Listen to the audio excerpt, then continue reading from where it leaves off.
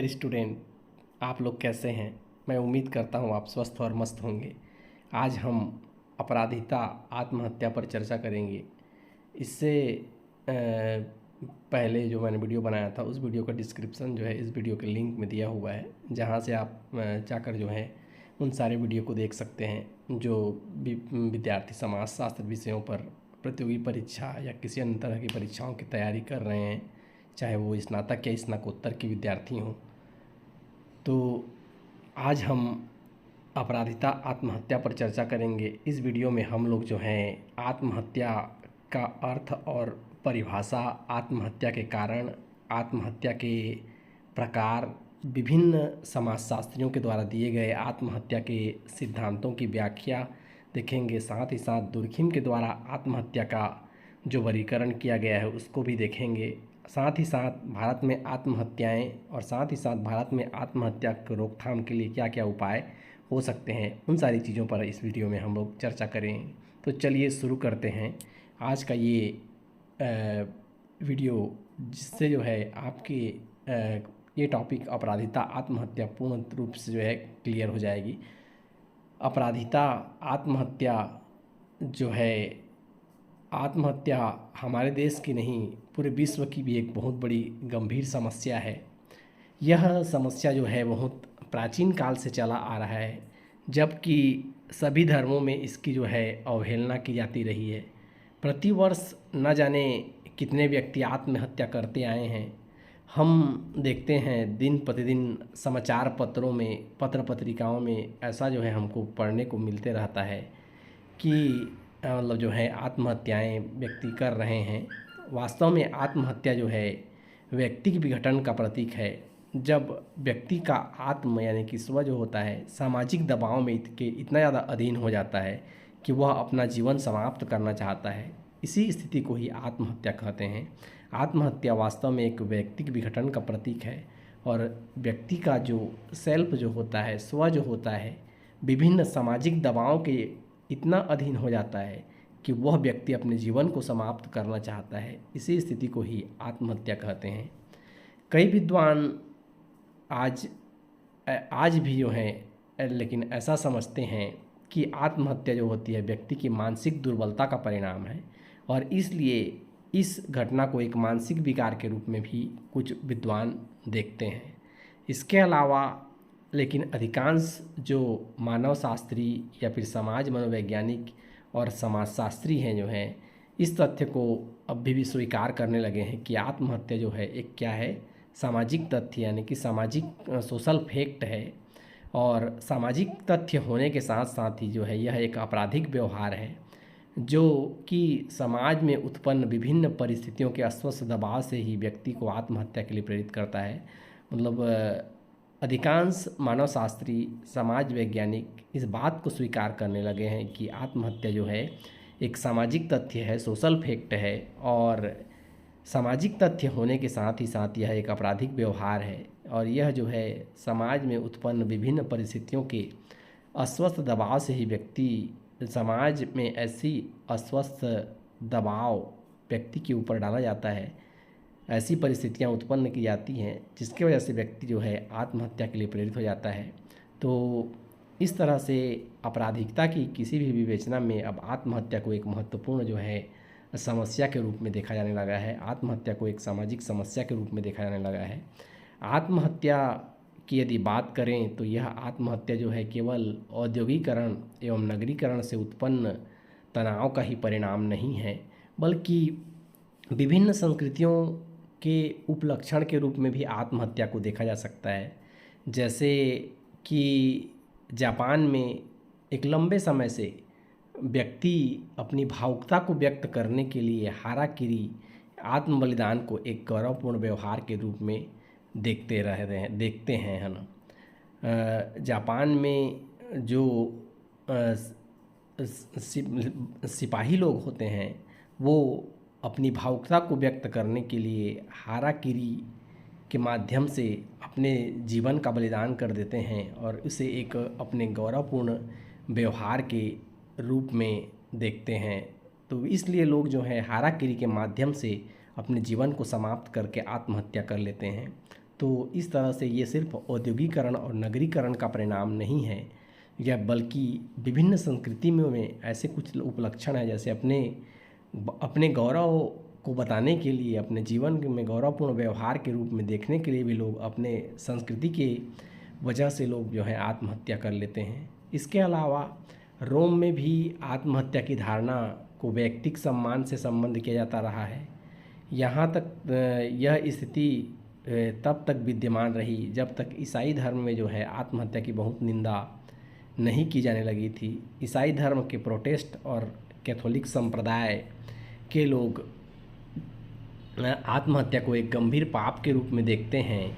यही कारण है कि ईसाई धर्म के जो कट्टर अनुयायी समाज हैं उनमें आत्महत्या की घटनाएं जो है बहुत कम पाई जाती है। यदि हम भारत के सांस्कृतिक परिप्रेक्ष्य में भी आत्महत्या के अनेक रूपों को देख पाते हैं, हमारे समाज में, भारतीय समाज में भी आत्महत्या के अनेक रूपों का प्रचलन हमको देखने को मिल जाता है। हमारे समाज में जो है आत्महत्या को कायरता और पाप माना गया है। आत्महत्या को रोकने के लिए ऐसे बहुत सारे विश्वासों को विकसित किया गया है, जिसके कारण से जो है आत्महत्या के परिणाम स्वरूप जैसे कहा गया है कि व्यक्ति प्रेत योनि को प्राप्त होता है और उसे मोक्ष प्राप्त नहीं हो सकता है। तो इस तरह से सांस्कृतिक परिप्रेक्ष्य में भी देखें तो आत्महत्या के अनेक रूपों का प्रचलन हमको देखने को मिलता है। आत्महत्या को कायरता और पाप माना जाता है। इस वजह से लोग जो हैं कि ऐसा मानने की वजह से लोगों के मन में ऐसा विश्वास विकसित किया गया है कि लोग आत्महत्या ना करें। इसके लिए व्यक्ति को ये लिए कहा गया है कि जो व्यक्ति आत्महत्या करता है वह प्रेत योनि को प्राप्त होता है, उसे मोक्ष नहीं मिलता, ऐसा कहा जाता है।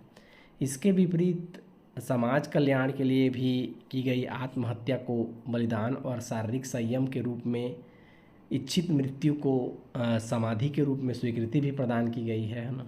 इस तरह से आत्महत्या करने से रोका भी गया है कि आत्महत्या करने से प्रेत योनि प्राप्त होती है, मोक्ष प्राप्त नहीं होता है, ऐसा कहा गया है। इसके अलावा आत्महत्या के संबंध में कुछ ऐसी बातें हैं, समाज कल्याण के लिए की गई आत्महत्या को बलिदान या फिर शारीरिक संयम के रूप में या फिर व्यक्ति इच्छा मृत्यु के रूप में, समाधि के रूप में इच्छा मृत्यु यदि प्राप्त करना चाहता है तो उसे मान्यता भी प्रदान किया गया है।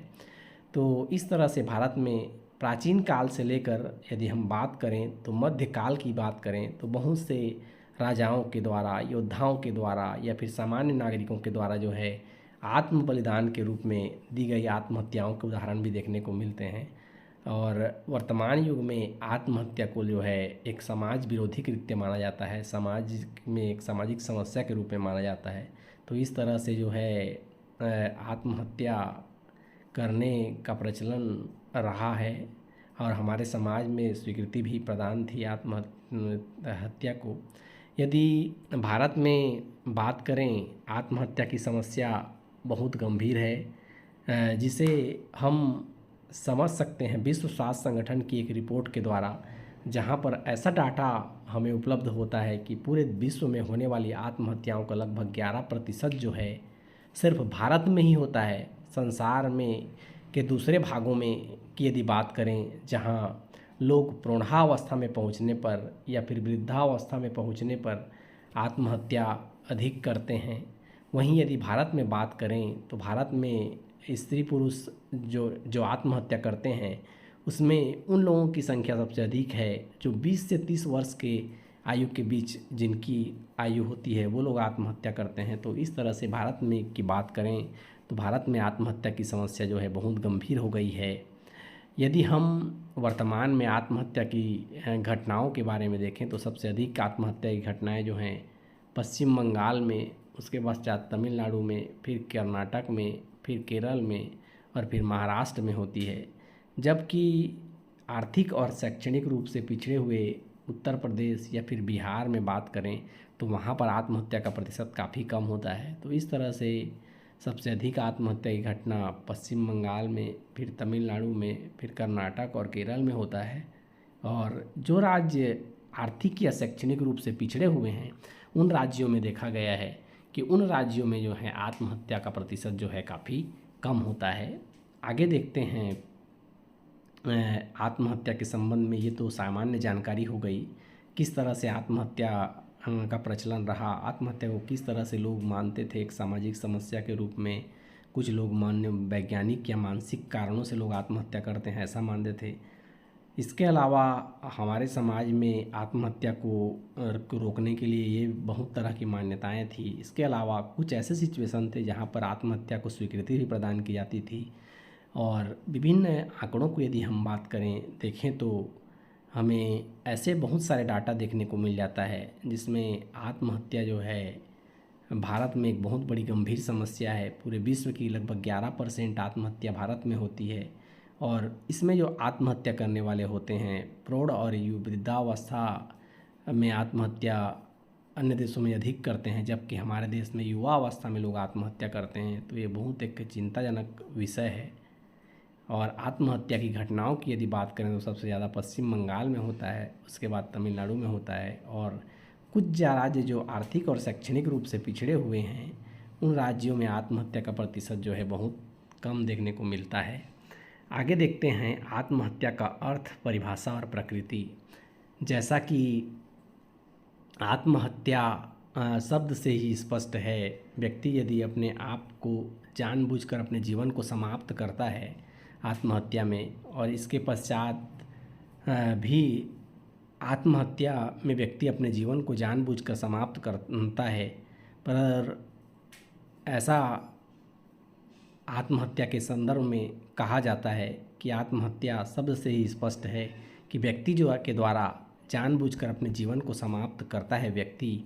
इसके पश्चात भी आत्महत्या की अवधारणा इतनी सरल नहीं है कि व्यक्ति सिर्फ ये कह दें कि आत्महत्या का अर्थ यह होता है कि व्यक्ति जो है जानबूझकर अपने जीवन को समाप्त करता है।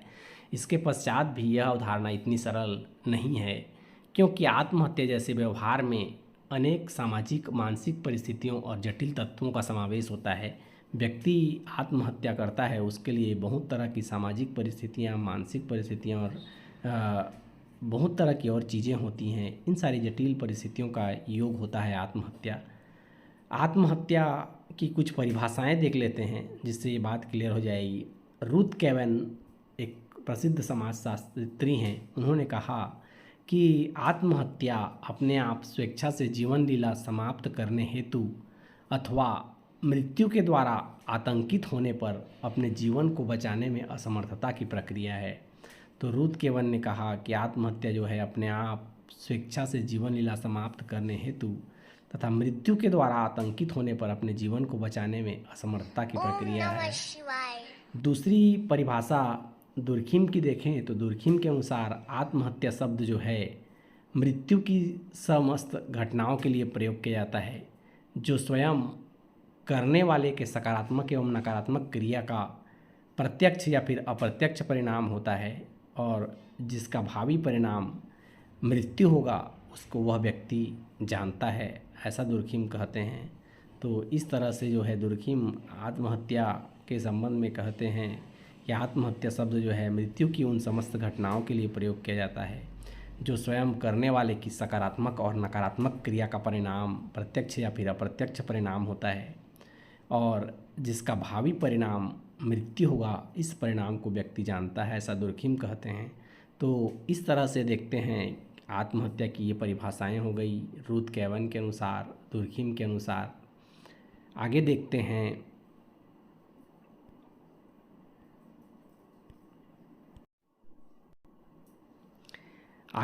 हैं आत्महत्या के संबंध में विभिन्न प्रकार के विश्लेषण या आत्महत्या के संबंध में क्या क्या बातें स्पष्ट, कौन कौन से स्पष्ट पक्ष प्रकट होते हैं उनको देखते हैं। आत्महत्या में स्वयं व्यक्ति ही अपने आप को मारता है। पहला चीज़ है स्वयं व्यक्ति अपने आप को मारता है, वह इस कार्य में दूसरों की सहायता नहीं लेता है। दूसरा बात बताया गया कि आत्महत्या व्यक्ति के द्वारा अपने आप को जानबूझकर इरादतन रूप से मारने की क्रिया है। जानबूझकर ये शब्द जो है इम्पॉर्टेंट है। जानबूझकर कोई व्यक्ति अपने आप को इरादतन रूप से मारता है। इरादतन रूप से मारने की प्रक्रिया को ही आत्महत्या कहा जाता है। अनजाने में यदि कोई व्यक्ति मान लो जहर खा ले या फिर पागलपन का शिकार हो जाए या और दुर्घटनाग्रस्त होकर मर जाए तो उसे आत्महत्या नहीं कहेंगे, उसी घटना को आत्महत्या कहा जाएगा जब व्यक्ति जानबूझकर इरादतन रूप से अपने आप को मारने की क्रिया जहाँ पर करता है। अगला है आत्महत्या में व्यक्ति अपने क्रियाओं के प्रति जागरूक होता है, कॉन्शियस होता है व्यक्ति, अर्थात वह स्वयं यह जानता है कि वह क्या करने जा रहा है और उसका क्या परिणाम होगा। व्यक्ति जो है आत्महत्या जब करता है तो वह अपनी क्रियाओं के प्रति जागरूक होता है, अर्थात वह स्वयं जानता है कि वह क्या करने जा रहा है, उसका परिणाम क्या होगा। और अंत में आत्महत्या के लिए व्यक्ति स्वयं ही प्रयास करता है।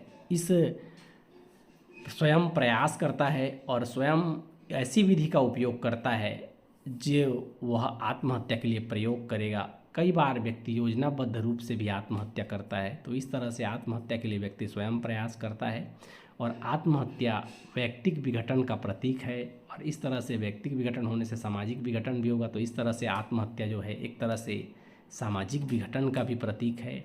और कभी कभी आत्महत्या जो है गैर सामाजिक कारणों का भी परिणाम हो जाता है। तो इस तरह से जो है ये आत्महत्या के संबंध में कुछ निष्कर्ष हैं। आगे देखते हैं आत्महत्या के सिद्धांत। विभिन्न समाजशास्त्रियों के द्वारा जो आत्महत्या के सिद्धांत दिए गए, उन आत्महत्या के सिद्धांतों पर चर्चा करते हैं। इसमें सर्वप्रथम हम लोग देखेंगे रूथ केवन का आत्महत्या का सिद्धांत। आत्महत्या आखिर व्यक्ति क्यों करता है, यह प्रश्न जो है हमेशा से एक बहुत बड़ी जिज्ञासा का प्रश्न रहा है।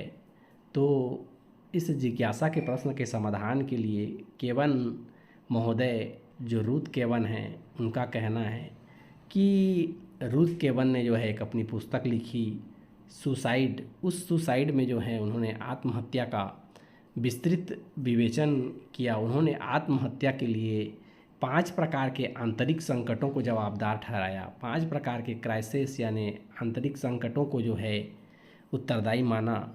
ये आंतरिक संकट जो है जीवन संरचना यानी लाइफ स्ट्रक्चर के व्यक्तिक विघटन के सूचक हैं।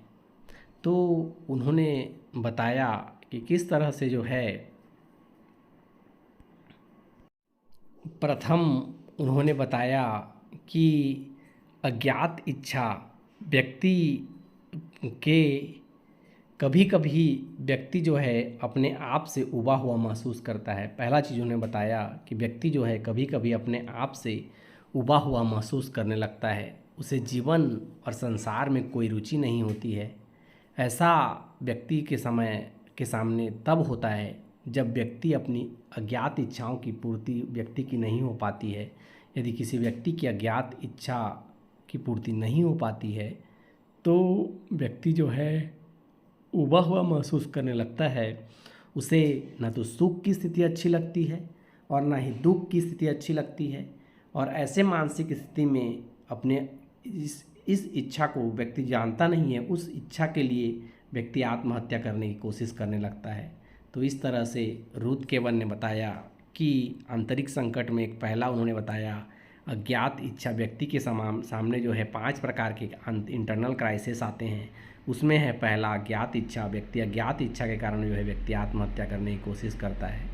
दूसरा एक उन्होंने बताया परिचित इच्छा। परिचित इच्छा जैसा कि नाम होता है से स्पष्ट है, कई बार व्यक्ति को किसी स्त्री, प्रेमिका, संतान, संपत्ति, नौकरी, प्रतिष्ठा एवं भौतिक सुख को प्राप्त करने की तीव्र इच्छा हो जाती है। एक विशेष स्त्री को प्राप्त करने की, विशेष संपत्ति को प्राप्त करने की, नौकरी प्राप्त करने की, इस प्रकार की चीज़ों को प्राप्त करने की तीव्र इच्छा हो जाती है और उसे वह अपने जीवन के लिए बहुत आवश्यक मान लेता है। उसके बिना उसका जीवन नीरस लगने लगता है। तब ऐसे में व्यक्ति जो है जीवन से मुक्ति पाने के लिए आत्महत्या का सहारा लेता है। तो इसे कहते हैं परिचित इच्छा के द्वारा जिस इच्छा को व्यक्ति जानता है, जो अपना वो चाहता है, उस इच्छा की पूर्ति न हो पाने के कारण व्यक्ति आत्महत्या करके अपने जीवन को समाप्त करने की कोशिश करता है। जीवन उसके बिना व्यक्ति को निराश लगने लगता है। तो ऐसी स्थिति को जो है परिचित इच्छा के द्वारा की जाने वाली आत्महत्या के रूप में कहा गया रूथ केवन के द्वारा। अगला उन्होंने बताया विशेष इच्छा। व्यक्ति को कोई किसी वस्तु यानी स्पेसिफिक चीज़ को, व्यक्ति या स्थिति विशेष को पाने की इच्छा जो है तीव्र हो जाती है और उसकी विशेष इच्छा की पूर्ति यदि नहीं हो पाती है तो वह जो है अपने आप को समाप्त कर देता है। उदाहरण के लिए स्पेसिफिक चीज़, जैसे कोई प्रेमिका है जिससे कोई लड़का या लड़की जो है, लड़का अपनी प्रेमिका से विवाह करना चाहता है, यह इसकी स्पेशल इच्छा हो गया, एक विशेष व्यक्ति से विवाह करना चाहता है, परंतु ऐसा ना हो पाने पर व्यक्ति आत्महत्या कर लेता है। तो इस प्रकार की जाने वाली आत्महत्या को जो है विशेष इच्छा की वजह से की जाने वाली आत्महत्या कहा जाएगा। और अगला है मानसिक संघर्ष। व्यक्ति के जीवन में ऐसे बहुत सारे सिचुएशंस आते हैं, बहुत सारे ऐसे उतार चढ़ाव आते हैं जहाँ पर व्यक्ति जो है विभिन्न तरह के उलझनों में रहता है। मानसिक संघर्ष की स्थिति उत्पन्न होती है जब व्यक्ति के पास दो विकल्पों में से एक का चयन करने की समस्या आती है, तो व्यक्ति वो नहीं समझ पाता है कि किसे छोड़े और किसे रखे, किसको चुनाव करे, किसे छोड़े। और इस मानसिक उलझन व संघर्ष से मुक्ति पाने के लिए व्यक्ति जो है आत्महत्या कर लेता है। तो इसे मानसिक संघर्ष के द्वारा की जाने वाली आत्महत्या कहेंगे। इसके अलावा अगला बताया गया बाह्य परिस्थितियाँ।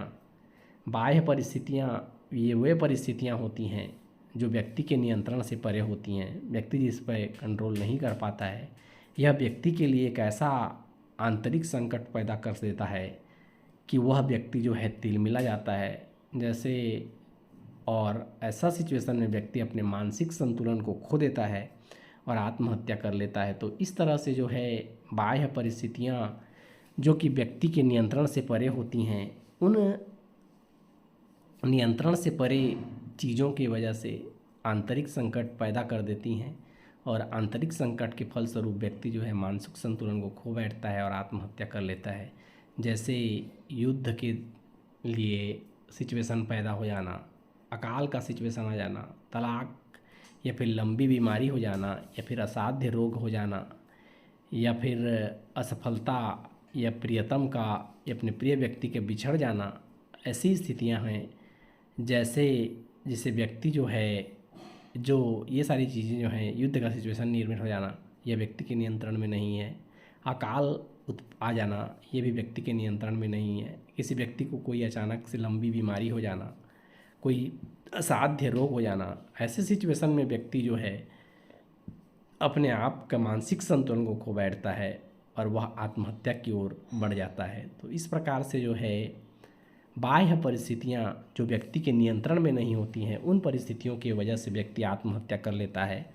तो इस तरह से इसे बाह्य परिस्थितियाँ या इन बाह्य परिस्थितियों को एक आंतरिक संकट के रूप में माना गया, जिसके द्वारा व्यक्ति आत्महत्या के द्वारा अपने जीवन को छुटकारा प्राप्त करना चाहता है।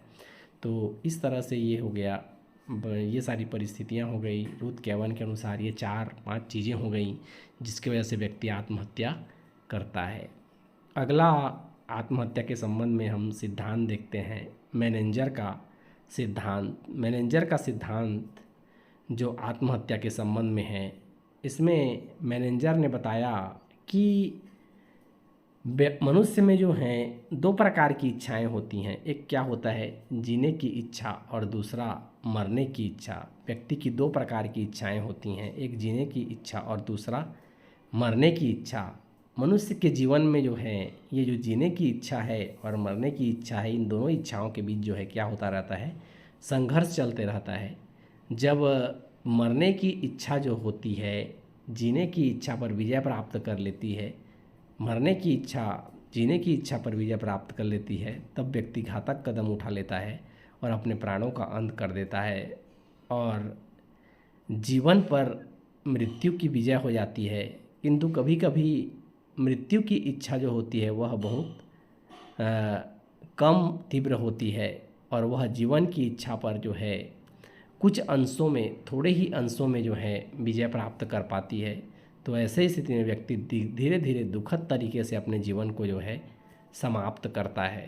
तो इस तरह से मेनेंजर ने कहा कि व्यक्ति में जीने की इच्छा होती है और मरने की इच्छा होती है।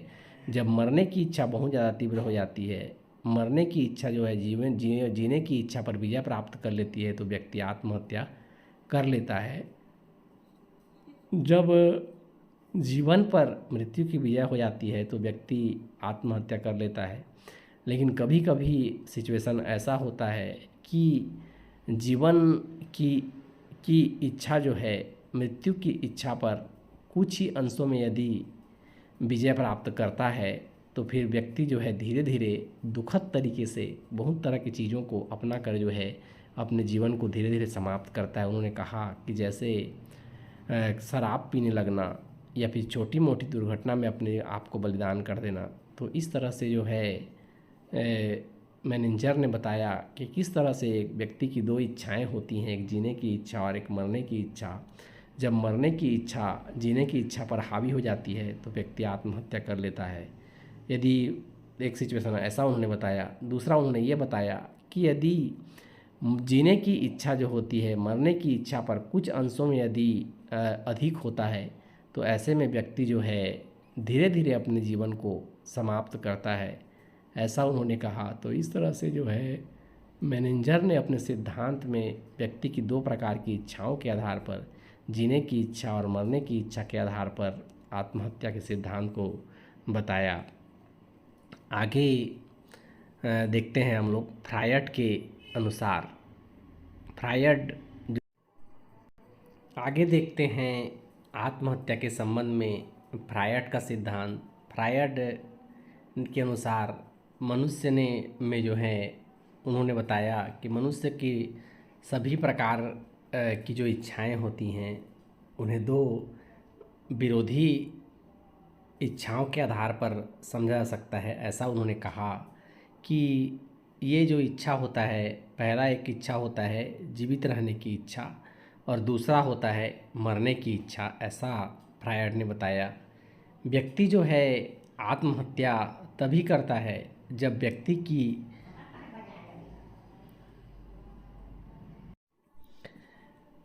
फ्रायड ने बताया कि मनुष्य के सभी व्यवहारों को हम दो विरोधी इच्छाओं के आधार पर समझ सकते हैं। उन्होंने ये बताया कि व्यक्ति में एक पहली इच्छा होती है जीवित रहने की इच्छा और दूसरा होता है मरने की इच्छा, यानी कि विश टू लाइव और विश टू डाई। व्यक्ति आत्महत्या तभी करता है जब मृत्यु की इच्छा जीवित रहने की इच्छा पर प्रभुत्व स्थापित कर लेती है। और उन्होंने बताया कि व्यक्ति जो है आत्महत्या कब करता है, जब मृत्यु की इच्छा जीवित रहने की इच्छा पर प्रभुत्व स्थापित कर लेता है, तभी जो है व्यक्ति आत्महत्या करता है। और यह प्रभुत्व कैसे स्थापित होता है इस बारे में उन्होंने बताया कि इसे स्पष्ट करते हुए फ्रायड का कहना है कि बहुत से व्यक्तियों में किसी दूसरे के प्रति शत्रुता अथवा बदले की भावना होती है। बहुत से लोगों के मन में यह होता है दूसरे व्यक्ति के प्रति शत्रुता या फिर बदले की भावना होती है, और ऐसा व्यक्ति जो होता है वह अपने शत्रु को मारना चाहता है, लेकिन विभिन्न प्रकार के नियंत्रणों के कारण वह ऐसा करने में जो है सफल नहीं हो पाता है। और ऐसा करने में सफल न हो पाने के फलस्वरूप कभी कभी जो है जो दूसरे के मारने की इच्छा थी उस इच्छा से वह व्यक्ति जो है क्या करने लगता है, अपने आप को मारने की कोशिश करने लगता है। तो इससे उसमें फिर क्या होने लगता है, स्वयं मरने की इच्छा प्रबल हो जाती है और परिणाम स्वरूप जो है व्यक्ति आत्महत्या कर लेता है। तो इस तरह से फ्रायड ने बताया कि किस तरह से व्यक्ति के अंदर दो विरोधी इच्छाएं होती हैं, विश टू लाइव और विश टू डाई। और जब मरने की इच्छा यानी विश टू डाई मतलब जो है यानी कोई व्यक्ति अपने शत्रु को मारना चाहता है, लेकिन ऐसा ना कर पाने की वजह से वह जो मारने की इच्छा है उस मारने की इच्छा के फलस्वरूप व्यक्ति क्या करने लगता है, अपने आप को मारने की कोशिश करने लगता है और स्वयं उसमें मरने की इच्छा प्रबल हो जाती है। तो इस परिणाम स्वरूप जो है व्यक्ति आत्महत्या कर लेता है, ऐसा कहते हैं, है ना।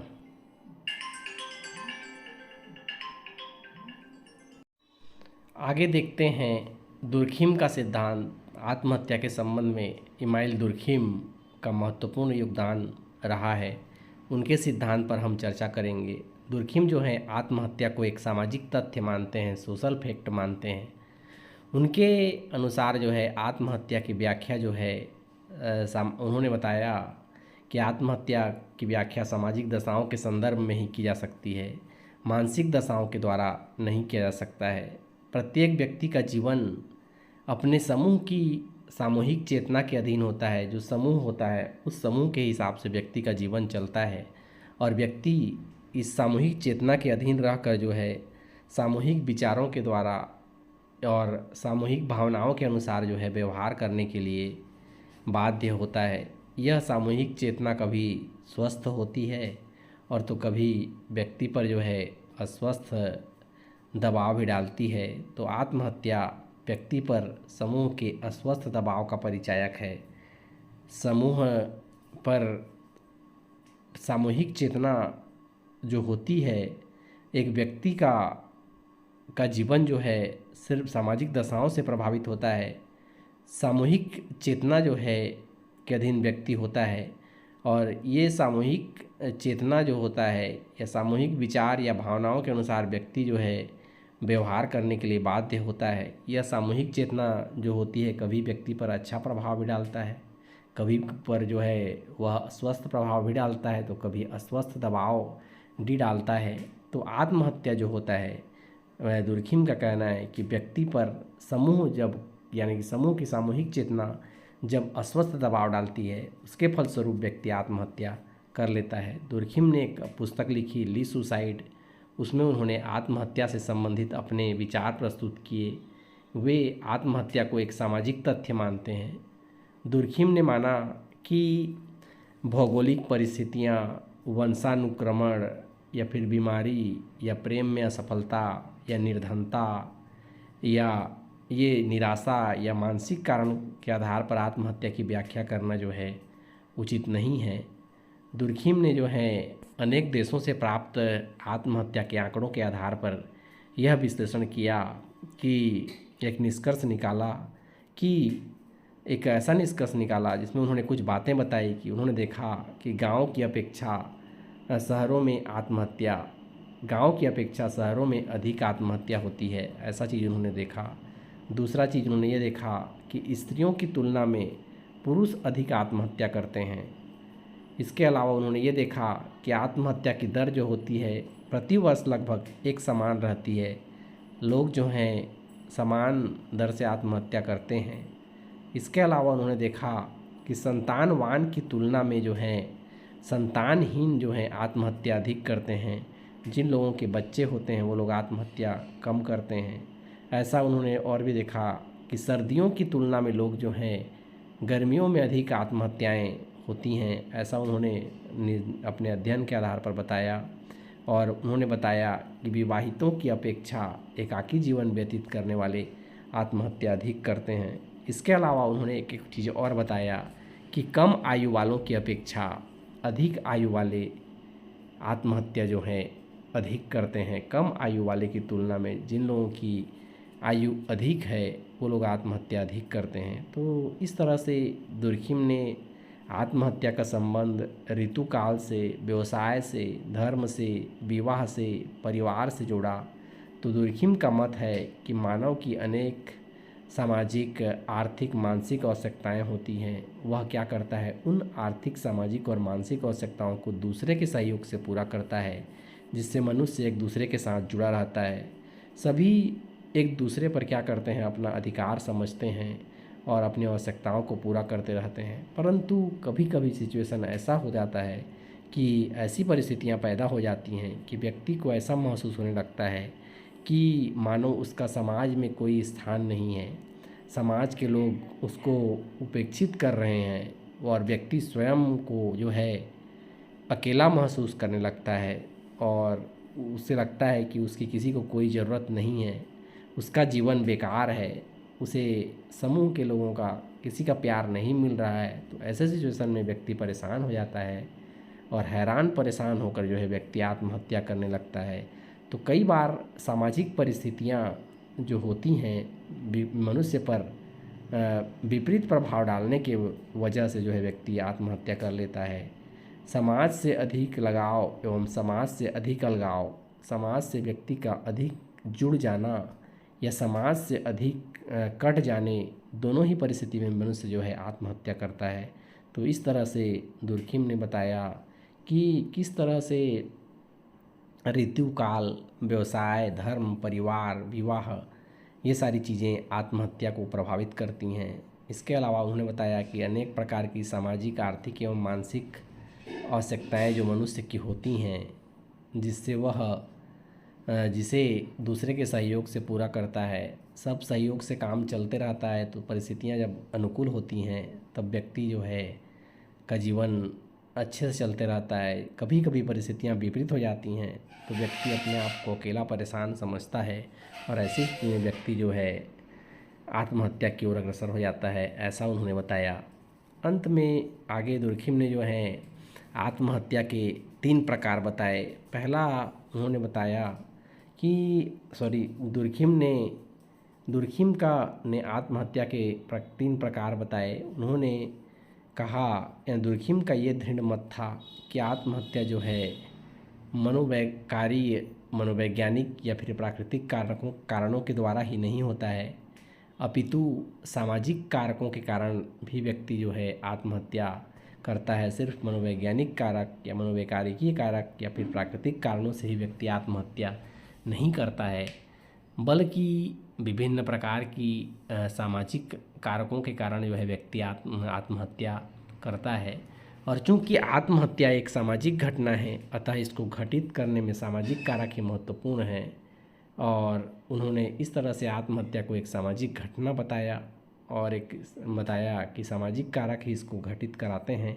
और इस विचार को उन्होंने सिद्ध करने के लिए जो है आत्महत्या के 3 सामाजिक प्रारूप निश्चित किए, है ना। उसमें उन्होंने बताया कि दुर्खिम ने आत्महत्या के 3 सामाजिक प्रारूप निश्चित किए। पहला उन्होंने बताया अहमवादी आत्महत्या या इगोस्टिक सुसाइड, अहमवादी आत्महत्या। दूसरा उन्होंने बताया परार्थवादी या परमार्थी आत्महत्या, और तीसरा अस्वाभाविक आत्महत्या बताया। तो दुर्खिम के अनुसार अहमवादी या फिर इगोस्टिक सुसाइड का सिचुएशन क्यों बनता है, कैसी परिस्थितियों में व्यक्ति जो है इगोस्टिक सुसाइड करता है, इसको समझते हैं। दुर्खिम के अनुसार इस प्रकार की आत्महत्या जो है उस समय घटित होती है जब व्यक्ति यह महसूस करने लगता है कि वह जिस समूह का सदस्य है वह समूह उसका तिरस्कार कर रहा है, बहिष्कार कर रहा है या फिर अवहेलना कर रहा है। ऐसी स्थिति में अपने आत्मसम्मान को जो है ठेस पहुंचती है, और इस प्रकार की आत्महत्या में व्यक्ति और समाज के पारस्परिक संबंध जो हैं कमज़ोर हो जाते हैं और व्यक्ति अपने आप को समाज से अलग महसूस करने लगता है और वह फिर जो है क्या करने लगता है, आत्महत्या करने का प्रयास करने लगता है।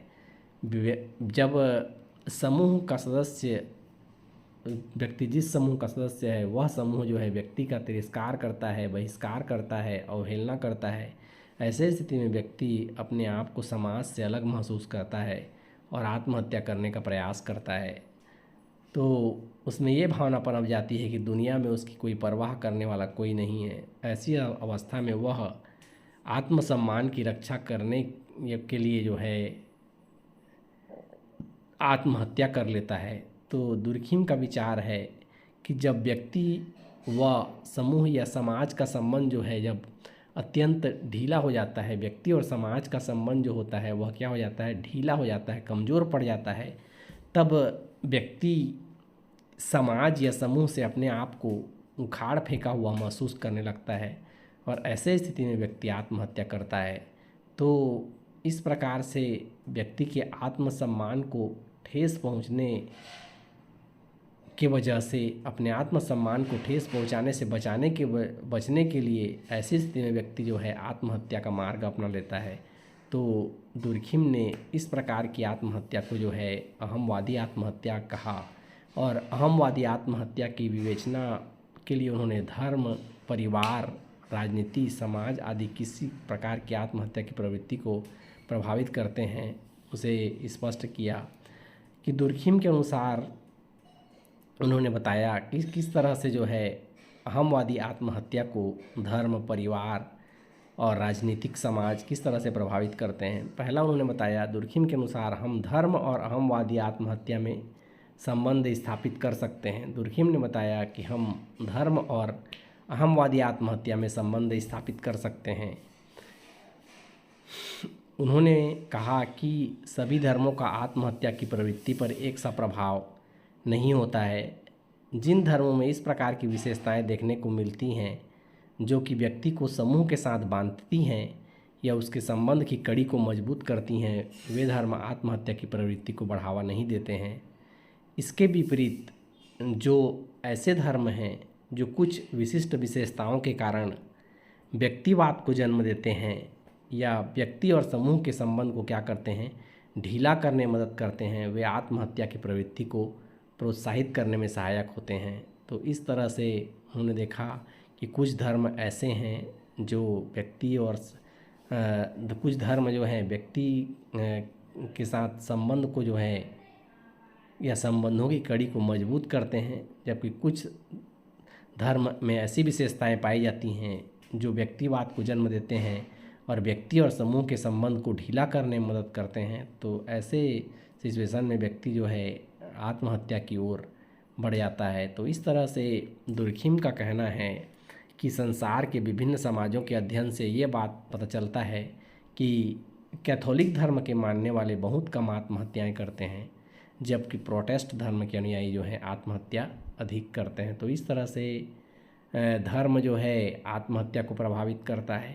अगला बात उन्होंने बताया कि किस तरह धर्म की भांति दुर्खिम ने बताया कि परिवार और अहमवादी आत्महत्या में सहसंबंध पाया जाता है। उन्होंने सहसंबंध स्थापित करने का प्रयत्न किया।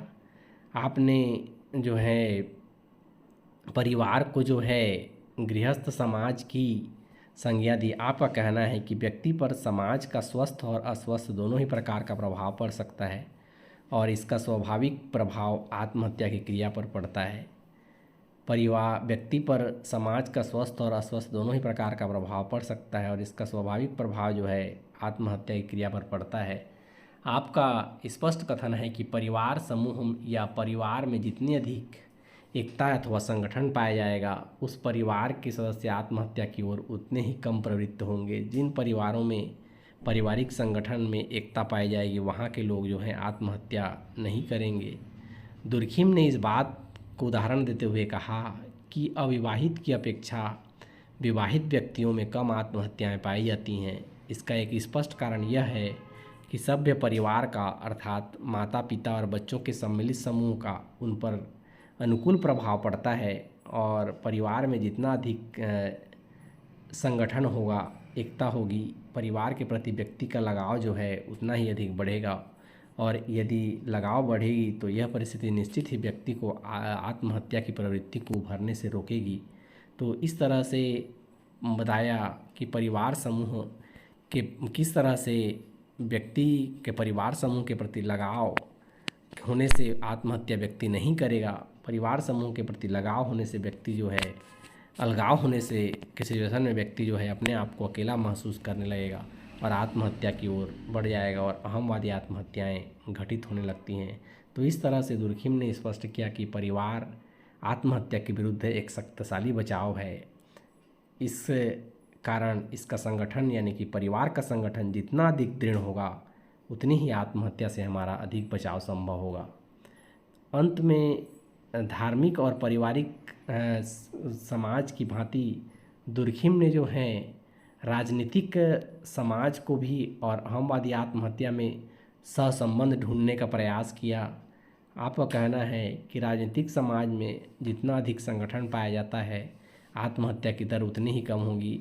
आपके अनुसार सामान्यतः यह माना जाता है कि महान राजनीतिक उथल पुथल आत्महत्या की दर में वृद्धि करती हैं। उन्होंने कहा कि महान जो राजनीतिक उथल पुथल हैं आत्महत्या की दर में वृद्धि करती हैं, परंतु मोर्सेली के बहुतेरे आंकड़ों की सहायता से इसके विपरीत निष्कर्ष पर पहुंचते हैं। उन्होंने बताया कि जब जब समाज में राजनीतिक संकट की स्थिति उत्पन्न होती है, उस समय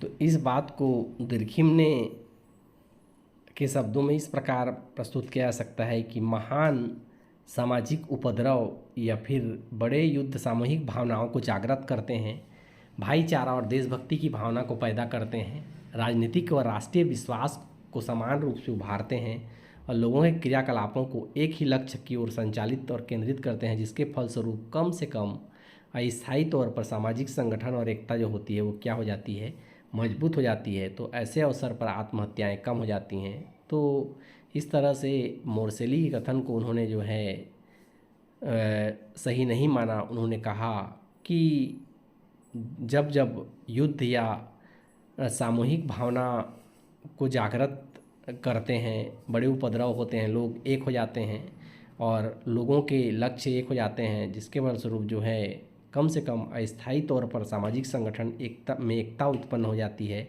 और ऐसा होने के फलस्वरूप आत्महत्याएं जो होती हैं वो कम हो जाती हैं, ऐसा दुर्खिम ने कहा। तो इस प्रकार स्पष्ट है कि दुर्खिम ने अत्यंत तार्किक रूप से राजनीतिक समाज और आत्महत्या में सहसंबंध स्थापित करने के लिए करते हुए यह मत व्यक्त किया कि राजनीतिक समाज में पाए जाने वाले संगठन व एकता की मात्रा जो होती है निश्चित रूप से आत्महत्या की दर को प्रभावित करती हैं। जब देश में युद्ध या फिर विपरीत परिस्थितियां उत्पन्न होती हैं तो लोग सामाजिक या राजनीतिक रूप से संगठित हो जाते हैं, उनमें सामाजिक और संगठन और एकता मजबूत होती है और इस तरह से आत्महत्याएं जो हैं कम हो जाती हैं। तो इस तरह से राजनीतिक उथल पुथल, युद्ध और अकाल जैसी परिस्थितियां जो है आत्महत्या की दर को निश्चित रूप से कम करती हैं, तो या फिर प्रभावित करती हैं। इस तरह से उन्होंने कहा। एक और बात तो ये हो गया अहमवादी आत्महत्या। अहमवादी आत्महत्या में व्यक्ति जो है अपने आप को समाज से कटा हुआ महसूस करता है और व्यक्ति आत्महत्या करता है। अहमवादी आत्महत्या को प्रभावित करने वाले कारकों को हमने देखा, किस तरह से धर्म, राजनीतिक समाज और परिवार जो हैं आत्महत्या की दर को प्रभावित करते हैं, अहमवादी आत्महत्या की दर को प्रभावित करते हैं। आगे देखते हैं परमार्थी आत्महत्या या अल्टुरिस्टिक सुसाइड। परमार्थी आत्महत्या, जैसा कि नाम से स्पष्ट है, अहमवादी आत्महत्या में व्यक्ति अपने आप, अहम या फिर आत्मसम्मान की रक्षा के लिए आत्महत्या करता है। वहीं परमार्थी आत्महत्या इसी अहमवादी आत्महत्या का विपरीत रूप है।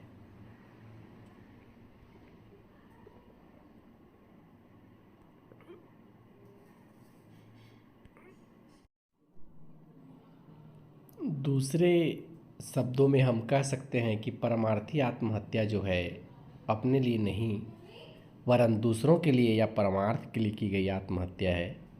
दुर्खिम के अनुसार जब व्यक्ति का समाज या समूह के साथ इतना घनिष्ठ संबंध हो जाता है कि व्यक्ति का व्यक्तित्व जो होता है समाज या समूह में मिल जाता है, तब ऐसी स्थिति में व्यक्ति अपने समूह के लिए या समाज के लिए आत्मबलि कर देता है। वह अपने आप को समाज से अलग नहीं समझता है और समाज के लिए अपना आप बलिदान दे देता है। तब यही मोटे तौर पर जो है परमार्थी आत्महत्या की स्थिति है। परमार्थी आत्महत्या के अर्थ को स्पष्ट करते हुए दुर्खिम का कहना है कि परमार्थी आत्महत्या जो है तब घटित होता है समाज में जबकि समाज में अत्यधिक एकता व संगठन देखने को मिलता है। समाज जो है बहुत ज़्यादा एक हो जाता है और संगठित हो जाता है। तब ऐसी स्थिति में समाज या समूह में आत्महत्या को एक कर्तव्य के रूप में स्वीकार किया जाता है। जो आत्महत्या करने वाला व्यक्ति होता है समाज या समूह के हित में अपने हित को न देखते हुए समाज या समूह के हित में अपना उसे कर्तव्य मानकर व्यक्ति जो है आत्महत्या कर लेता है। तो इस तरह से परमार्थी आत्महत्या जो है समाज में अत्यधिक एकता और संगठन की वजह से देखने को मिलता है। जैसे उदाहरण के लिए जो डेनमार्क के वीर सिपाही हैं वो लोग रोग शैया पर पड़े पड़े मरने की अपेक्षा आत्महत्या करना अधिक अच्छा समझते हैं, क्योंकि रोग शैया पर पड़े रहेंगे तो उससे देश पर आर्थिक भार आएगा और समूह और समाज के लिए इसका नुकसान होगा। इससे अच्छा है कि वो अपना आत्म बलिदान कर दें, आत्महत्या कर दें, और इससे जो है देश का यानी समूह का हित होगा। तो इसलिए ये ऐसी जो आत्महत्या डेनमार्क के वीर सिपाहियों के द्वारा की जाने वाली आत्महत्या जो है परमार्थी आत्महत्या का उदाहरण है। उसी प्रकार यदि हम भारत की बात करें,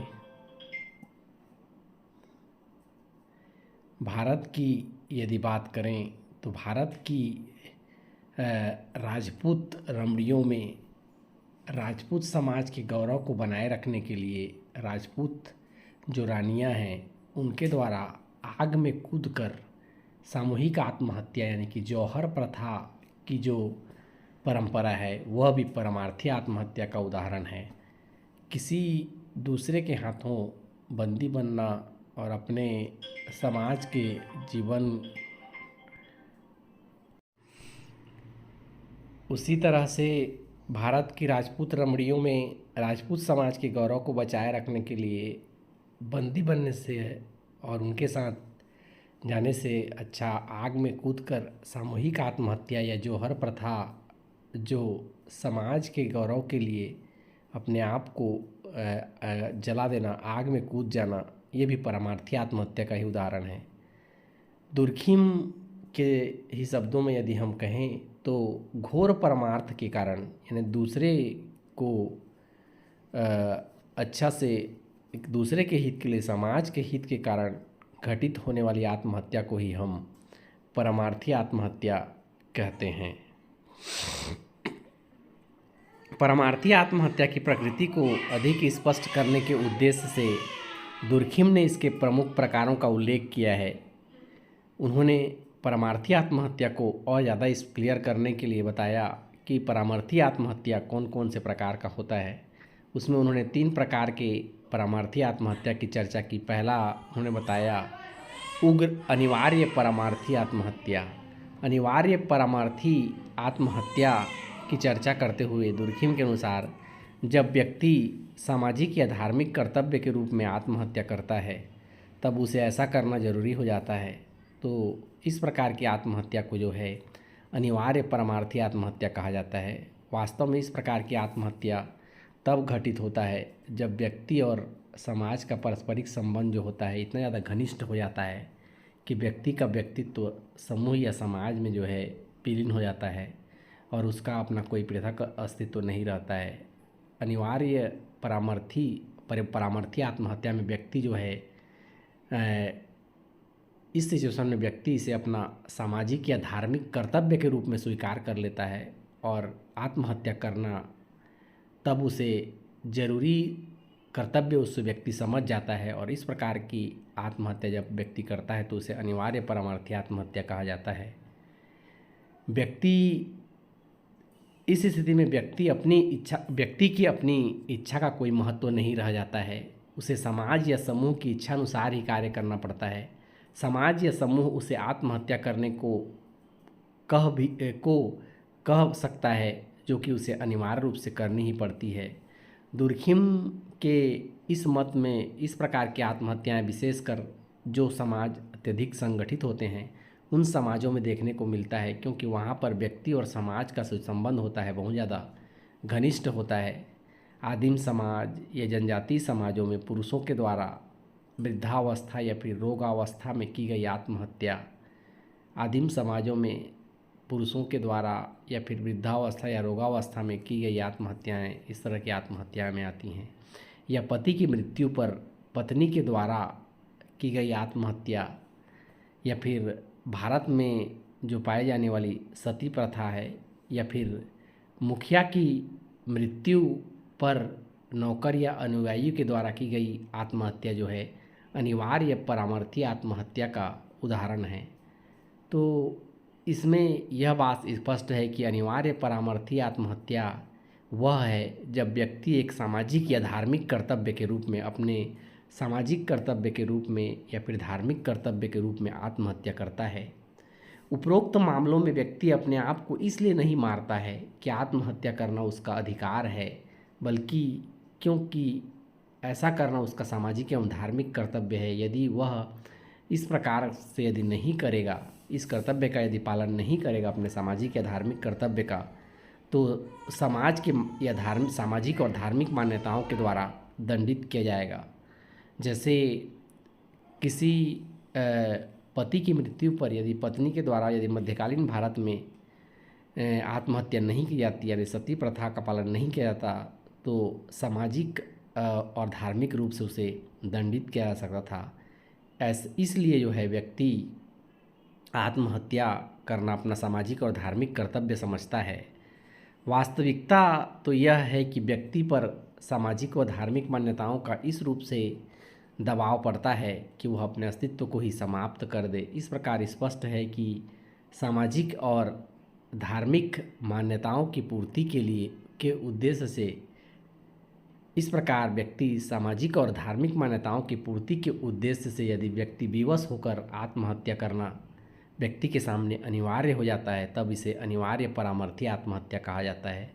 जैसा कि मैंने बताया, किसी समाज में, मध्यकालीन समाज में जब सती प्रथा का प्रचलन था, तब पति की मृत्यु हो जाने पर पत्नी जो है अपने आप सती होने का जो प्रचलन था वो उसका अपना सामाजिक और धार्मिक कर्तव्य मानता है, अनिवार्य सामाजिक और धार्मिक कर्तव्य मानता है। यदि महिला यदि ऐसे नहीं करती है तो समाज की जो मान्यताएं हैं उनके द्वारा दंडित किया जा सकता है। इसलिए उसे व्यक्ति जो है अपना अनिवार्य सामाजिक और धार्मिक कर्तव्य समझकर विवश हो जाता है व्यक्ति और आत्महत्या कर लेता है। तो इस प्रकार से जो की जाने वाली आत्महत्याएं हैं वो अनिवार्य परामर्थी आत्महत्या के अंतर्गत आती हैं। एक परामर्थी आत्महत्या का दूसरा प्रकार दुर्खिम ने बताया, ऐच्छिक परामर्थी आत्महत्या। ऐच्छिक परामर्थी आत्महत्या एक अन्य प्रकार की आत्महत्या है। ऐच्छिक परामर्थी आत्महत्या, इसका उल्लेख करते हुए दुर्खिम ने कहा कि ऐच्छिक परामर्थी आत्महत्या में व्यक्ति आत्महत्या करने के लिए समाज के द्वारा विवश नहीं किया जा सकता। जैसे अनिवार्य परामर्थी आत्महत्या में समाज के द्वारा व्यक्ति को विवश किया जा सकता है, तो ऐच्छिक परामर्थी आत्महत्या में व्यक्ति आत्महत्या करने के लिए समाज के द्वारा विवश नहीं किया जा सकता है, बल्कि आत्महत्या करना या ना करना व्यक्ति की इच्छा पर भी काफ़ी हद तक निर्भर करता है।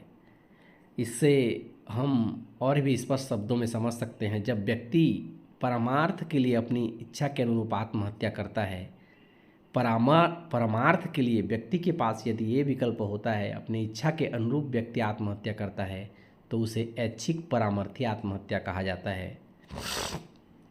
इस स्थिति में व्यक्ति को समाज के द्वारा विवश नहीं किया जा सकता है। उदाहरण के लिए पॉलिनेशिया देश में एक साधारण सा अपराध करने पर ही अनेक लोग आत्महत्या करने की बात सोच लेते हैं। दुर्खिम के विचार है कि ऐच्छिक परामर्थी आत्महत्या में समाज औपचारिक रूप से व्यक्ति से आत्महत्या की मांग नहीं करता है। समाज उसे व्यक्त नहीं बोलता है कि तुम आत्महत्या करो, व्यक्ति को ये नहीं बोलता कि तुम आत्महत्या की मांग नहीं करता है, और न ही उसे ऐसा करने के लिए विवश या मजबूर करता है। परंतु कुछ विशेष परिस्थितियों में आत्महत्या करना जनमत की दृष्टि से या फिर नैतिक दृष्टि से उचित माना जाता है। तो स्पष्ट है कि ऐच्छिक परामर्थी आत्महत्या के साथ एक सामाजिक प्रतिष्ठा जुड़ी होती है, जिसके कारण व्यक्ति आत्महत्या करने के लिए प्रोत्साहित होता है। एक सामाजिक प्रतिष्ठा जुड़ जाता है जिसकी वजह से व्यक्ति आत्महत्या करने के लिए प्रोत्साहित होता है। उदाहरण के लिए यदि किसी व्यक्ति ने ऐसा निंदनीय या घृणित कार्य कर लिया जिसे समूह, विशेषकर उसके परिवार का स्तर मान लो नीचा हो जाता है, तो वह व्यक्ति ऐसा अनुभव करने लगता है कि उसका समूह या परिवार उससे आत्महत्या की मांग कर रहा है। ऐसी अवस्था में व्यक्ति ये सोचकर आत्महत्या की ओर बढ़ जाता है कि उसके आत्महत्या कर लेने से उसके खोई हुई सामाजिक प्रतिष्ठा जो है उसको, परिवार को पुनः प्राप्त हो जाएगी।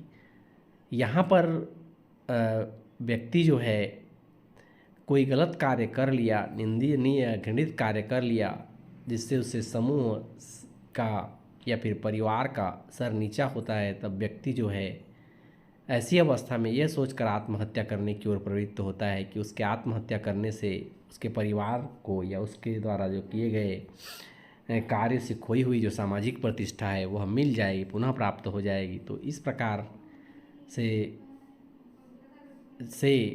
की जाने वाली आत्महत्या जो है ऐच्छिक परामर्थी आत्महत्या कहा जाएगा। ऐसी सिचुएशन में व्यक्ति को आत्महत्या करने के लिए समाज के द्वारा विवश नहीं किया जाता है, बल्कि व्यक्ति अपने नैतिक कर्तव्य समझते हुए परिवार की खोई हुई प्रतिष्ठा को पुनः प्राप्त हो जाएगी, ऐसा मानकर व्यक्ति आत्महत्या करता है। तो इस तरह से तुर्खिम ने स्पष्ट किया है कि अनिवार्य आत्महत्या एवं ऐच्छिक परामर्थी आत्महत्या एक दूसरे से इतनी अधिक घुलती मिलती हैं कि इन दोनों को एक दूसरे से अलग करना है एक दूसरे से अलग करना है और यह कहना असंभव है, अलग करना और यह कहना कि एक कहाँ से एक शुरू होती है और कहाँ दूसरी समाप्त होती है, ऐसा उन्होंने कहा। तो इस तरह से जो है व्यक्ति अपना नैतिक कर्तव्य समझकर अपने मन से यदि आत्महत्या करता है तो उसे ऐच्छिक परामर्थी आत्महत्या कहा जाता है। एक तीसरा प्रकार आगे बताया उन्होंने, उग्र परामार्थी आत्महत्या। उग्र परामार्थी आत्महत्या, परामार्थी आत्महत्या के तीसरे और अंतिम प्रकार दुर्खिम ने उग्र परामार्थी आत्महत्या को बताया।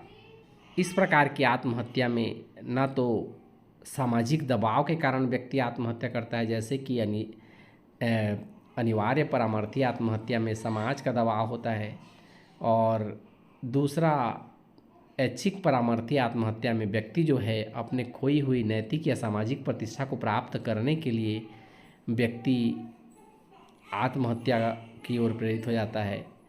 तो इस प्रकार की आत्महत्या में न तो सामाजिक दबाव होता है, न खोई हुई नैतिक या सामाजिक प्रतिष्ठा को प्राप्त करने के लिए की जाती है, बल्कि दुर्खिम ने कहा है कि इस प्रकार की आत्महत्या में व्यक्ति का बलिदान का संपूर्ण सुख या आनंद प्राप्त करने के लिए अपने आप को मार देता है। वह अपना बलिदान देकर आत्महत्या करके संपूर्ण सुख या आनंद को प्राप्त करने के लिए अपने आप को मार डालता है, क्योंकि कोई विशेष कारण न होते हुए भी संसार से छुटकारा प्रशंसनीय माना जाता है।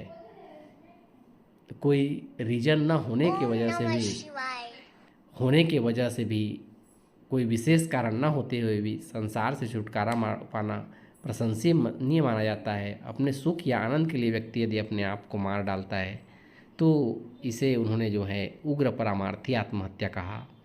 और इस बात को स्पष्ट करते हुए उन्होंने कहा कि इस प्रकार की आत्महत्या में व्यक्ति इसलिए आत्महत्या करता है क्योंकि ऐसा करना ही उसके जीवन का उद्देश्य होता है। उसके लिए जीवन का सार तत्व जो है यही होता है और वह अपने आप को समाप्त कर देता है। दुर्खिम ने इस प्रकार की आत्महत्याओं के अनेकों उदाहरण भारतीय समाज के संदर्भ में दिए। हिंदू जीवन में मोक्ष की धारणा इस प्रकार की आत्महत्या को प्रोत्साहित करती है। हिंदू जीवन में जो मोक्ष प्राप्त करने की धारणा है इस प्रकार की आत्महत्याओं को प्रोत्साहित करती है। हिंदू दर्शन के अनुसार एक हिंदू को गृहस्थ आश्रम के समस्त कर्तव्यों का पालन करते हुए पुत्र को जन्म देने के बाद एक निश्चित आयु में पहुंचकर समस्त सांसारिक बंधनों सुख सुविधाओं से अलग अपने आप को कर लेना चाहिए और मोक्ष प्राप्त करने के लिए ईश्वर की जप तप साधना में लगकर जो है शरीर को धीरे धीरे गलाना चाहिए। ऐसा भारतीय समाज में हिंदू जीवन में मोक्ष की धारणा दिया गया है। तो मनु का कहना है कि मोक्ष प्राप्त करना प्रत्येक हिंदू के जीवन का चरम लक्ष्य है और यह उसी व्यक्ति को प्राप्त होता है जो पूर्ण रूप से एकाकी निवास करके काम क्रोध लोभ मोह और सभी सांसारिक बंधनों से क्या हो जाए, मुक्त हो जाए और अपने को पूर्णतः विमुक्त रखते हुए समस्त इंद्रियों और बुद्धि को अनंत चिंतन में लगाते हुए अपने शरीर को गलाता है। तो दुर्खिम का कहना है कि इस रूप में अनेक हिंदू ऐसे सिचुएशन में मोक्ष प्राप्ति करने के लिए स्वेच्छा से अपने शरीर को समाप्त कर देते थे, इसीलिए इसे उग्र परामार्थी आत्महत्या ही कहा जाना चाहिए। आप इस ऐसे ही जो लोग अपने जीवन को समाप्त कर देते थे इसलिए इस प्रकार की आत्महत्या को उन्होंने जो है उग्र परामार्थी आत्महत्या कहा। तो हमने देखा कि किस तरह से जो है परामार्थी आत्महत्या दूसरों के लिए समाज के लिए की जाने वाली आत्महत्या है और ये भी 3 प्रकार की होती है। अनिवार्य परामार्थी आत्महत्या में व्यक्ति आत्महत्या करने को अपना सामाजिक एवं धार्मिक कर्तव्य समझता है या नैतिक कर्तव्य समझता है और आत्महत्या करता है।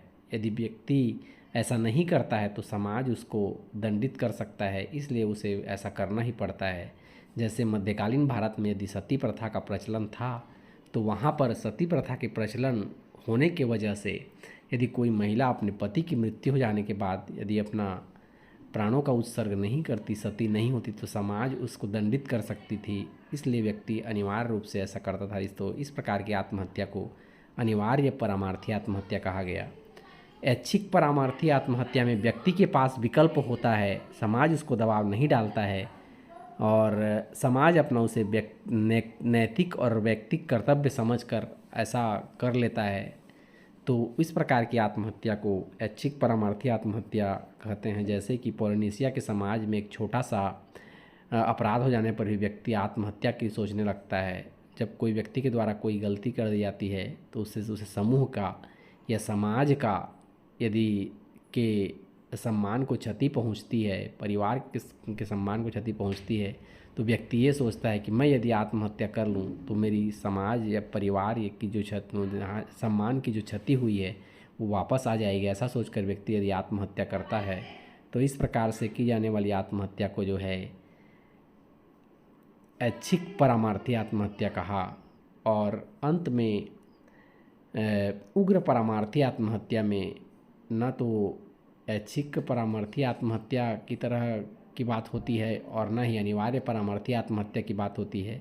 व्यक्ति अपने मन से अपने आनंद के लिए व्यक्ति जो है क्या करता है, स्वेच्छा से अपने शरीर को समाप्त कर देता है।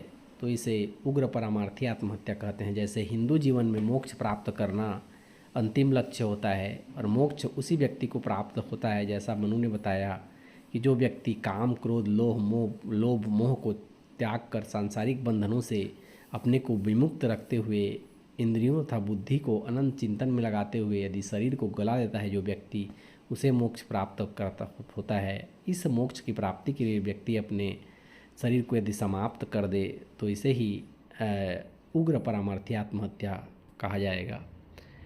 आगे देखते हैं दुर्खिम के अनुसार आत्महत्या का तीसरा प्रकार अस्वाभाविक आत्महत्या या एनोमिक सुसाइड। अस्वाभाविक आत्महत्या वह है जो कि व्यक्ति के जीवन में आकस्मिक परिवर्तनों के फलस्वरूप अस्वाभाविक परिस्थितियों के उत्पन्न हो जाने के कारण घटित होती है। और भी स्पष्ट शब्दों में कहा जा सकता है कि इस प्रकार की आत्महत्या जो है उस समय होती है जब व्यक्ति की जीवन परिस्थिति में अस्वाभाविक रूप से कोई परिवर्तन हो जाता है और व्यक्ति को उससे अनुकूलन करना होता है। यदि व्यक्ति यह अनुकूलन करने में असफल हो जाता है, एकाएक ऐसी कोई परिस्थितियाँ आ गई, विपरीत परिस्थिति आ गई जिससे व्यक्ति को अनुकूलन करना होता है, और यदि जो व्यक्ति ऐसा अनुकूलन करने में असफल हो जाता है तो जिस मानसिक तनाव अथवा अशांति का वह अनुभव करता है उससे अपने को विमुक्त करने हेतु जो है व्यक्ति क्या कर लेता है, आत्महत्या कर लेता है। तो ऐसे सिचुएशन में यानी जब व्यक्ति के जीवन में अचानक अस्वाभाविक परिस्थितियां आ जाती हैं जिससे वो समायोजन नहीं कर पा सकता है, अचानक एकाएक ऐसी परिस्थितियां जाना जिसके साथ वो व्यक्ति एडजस्टमेंट करने में असफल हो जाता है, अनुकूलन करने में असफल हो जाता है, तो फिर मानसिक तनाव और अशांति का अनुभव करता है और उस मानसिक तनाव और अशांति से अपने आप को विमुक्त करने हुए तो आत्महत्या कर लेता है। तो इसे जो है एनोमिक अस्वाभाविक आत्महत्या कहेंगे। जैसे एकाएक दिवालिया हो जाने पर अथवा भारी लॉटरी लग जाने पर अत्यधिक गम या अत्यधिक खुशी की स्थिति में व्यक्ति के द्वारा आत्महत्या कर लेना जो है अस्वाभाविक आत्महत्या का ही उदाहरण है। अस्वाभाविक आत्महत्या न तो अहमवादी परिस्थितियों के कारण घटित होती है और न ही इसकी प्रकृति परमार्थी आत्महत्या की भांति होती है। इस प्रकार की आत्महत्या तो तब घटित होती है जब व्यक्ति के सामाजिक या सामूहिक जीवन में होने वाले आकस्मिक और अस्वाभाविक परिवर्तन उसके कष्टों में वृद्धि कर देते हैं जिन्हें वह सह नहीं पाता है और उनसे छुटकारा प्राप्त करने के लिए आत्महत्या की ओर प्रवृत्त होता है। इस प्रकार दुर्खिम ने जो है इसे अस्वाभाविक आत्महत्या कहा। अस्वाभाविक परिस्थितियाँ जैसे एकाएक दिवालिया हो जाना या फिर भारी लॉटरी लग जाना, अत्यधिक गम या अत्यधिक खुशी में व्यक्ति यदि आत्महत्या कर लेता है तो ये परिस्थितियाँ जो हैं अस्वाभाविक आत्महत्या कही जाएंगी। और इस प्रकार से की जाने वाली आत्महत्या को दुर्खिम ने जो है अस्वाभाविक आत्महत्या कहा। समाज में अस्वाभाविकता की स्थिति भी आत्महत्या की घटना के लिए काफ़ी सीमा तक उत्तरदायी होता है। इस प्रकार की आत्महत्याओं को दुर्खिम ने अस्वाभाविक आत्महत्या की संज्ञा दी और उन्होंने बताया कि इस समाज में जो है अस्वाभाविकता जो होती है वह भी बहुत अलग अलग तरह की होती है। जैसे आर्थिक अस्वाभाविकता की स्थिति होती है, पारिवारिक अस्वाभाविकता, यौन अस्वाभाविकता, और इस तरह की अलग अलग अस्वाभाविकताओं की वजह से आत्महत्या समाज में बढ़ने की प्रवृत्ति उन्होंने बताया या बढ़ती है, ऐसा उन्होंने कहा। इस बात की विस्तृत विवेचना करते हुए दुर्खिम ने कहा कि अस्वाभाविक आत्महत्या की व्याख्या के दौरान उन्होंने यह स्पष्ट करने का प्रयास किया कि आर्थिक अस्वाभाविकता की परिस्थिति भी आत्महत्या की दर को बढ़ाने में सहायक सिद्ध होती है। जब समाज में आर्थिक अस्वाभाविकता की स्थिति उत्पन्न होती है तब भी आत्महत्या की दर बढ़ती है।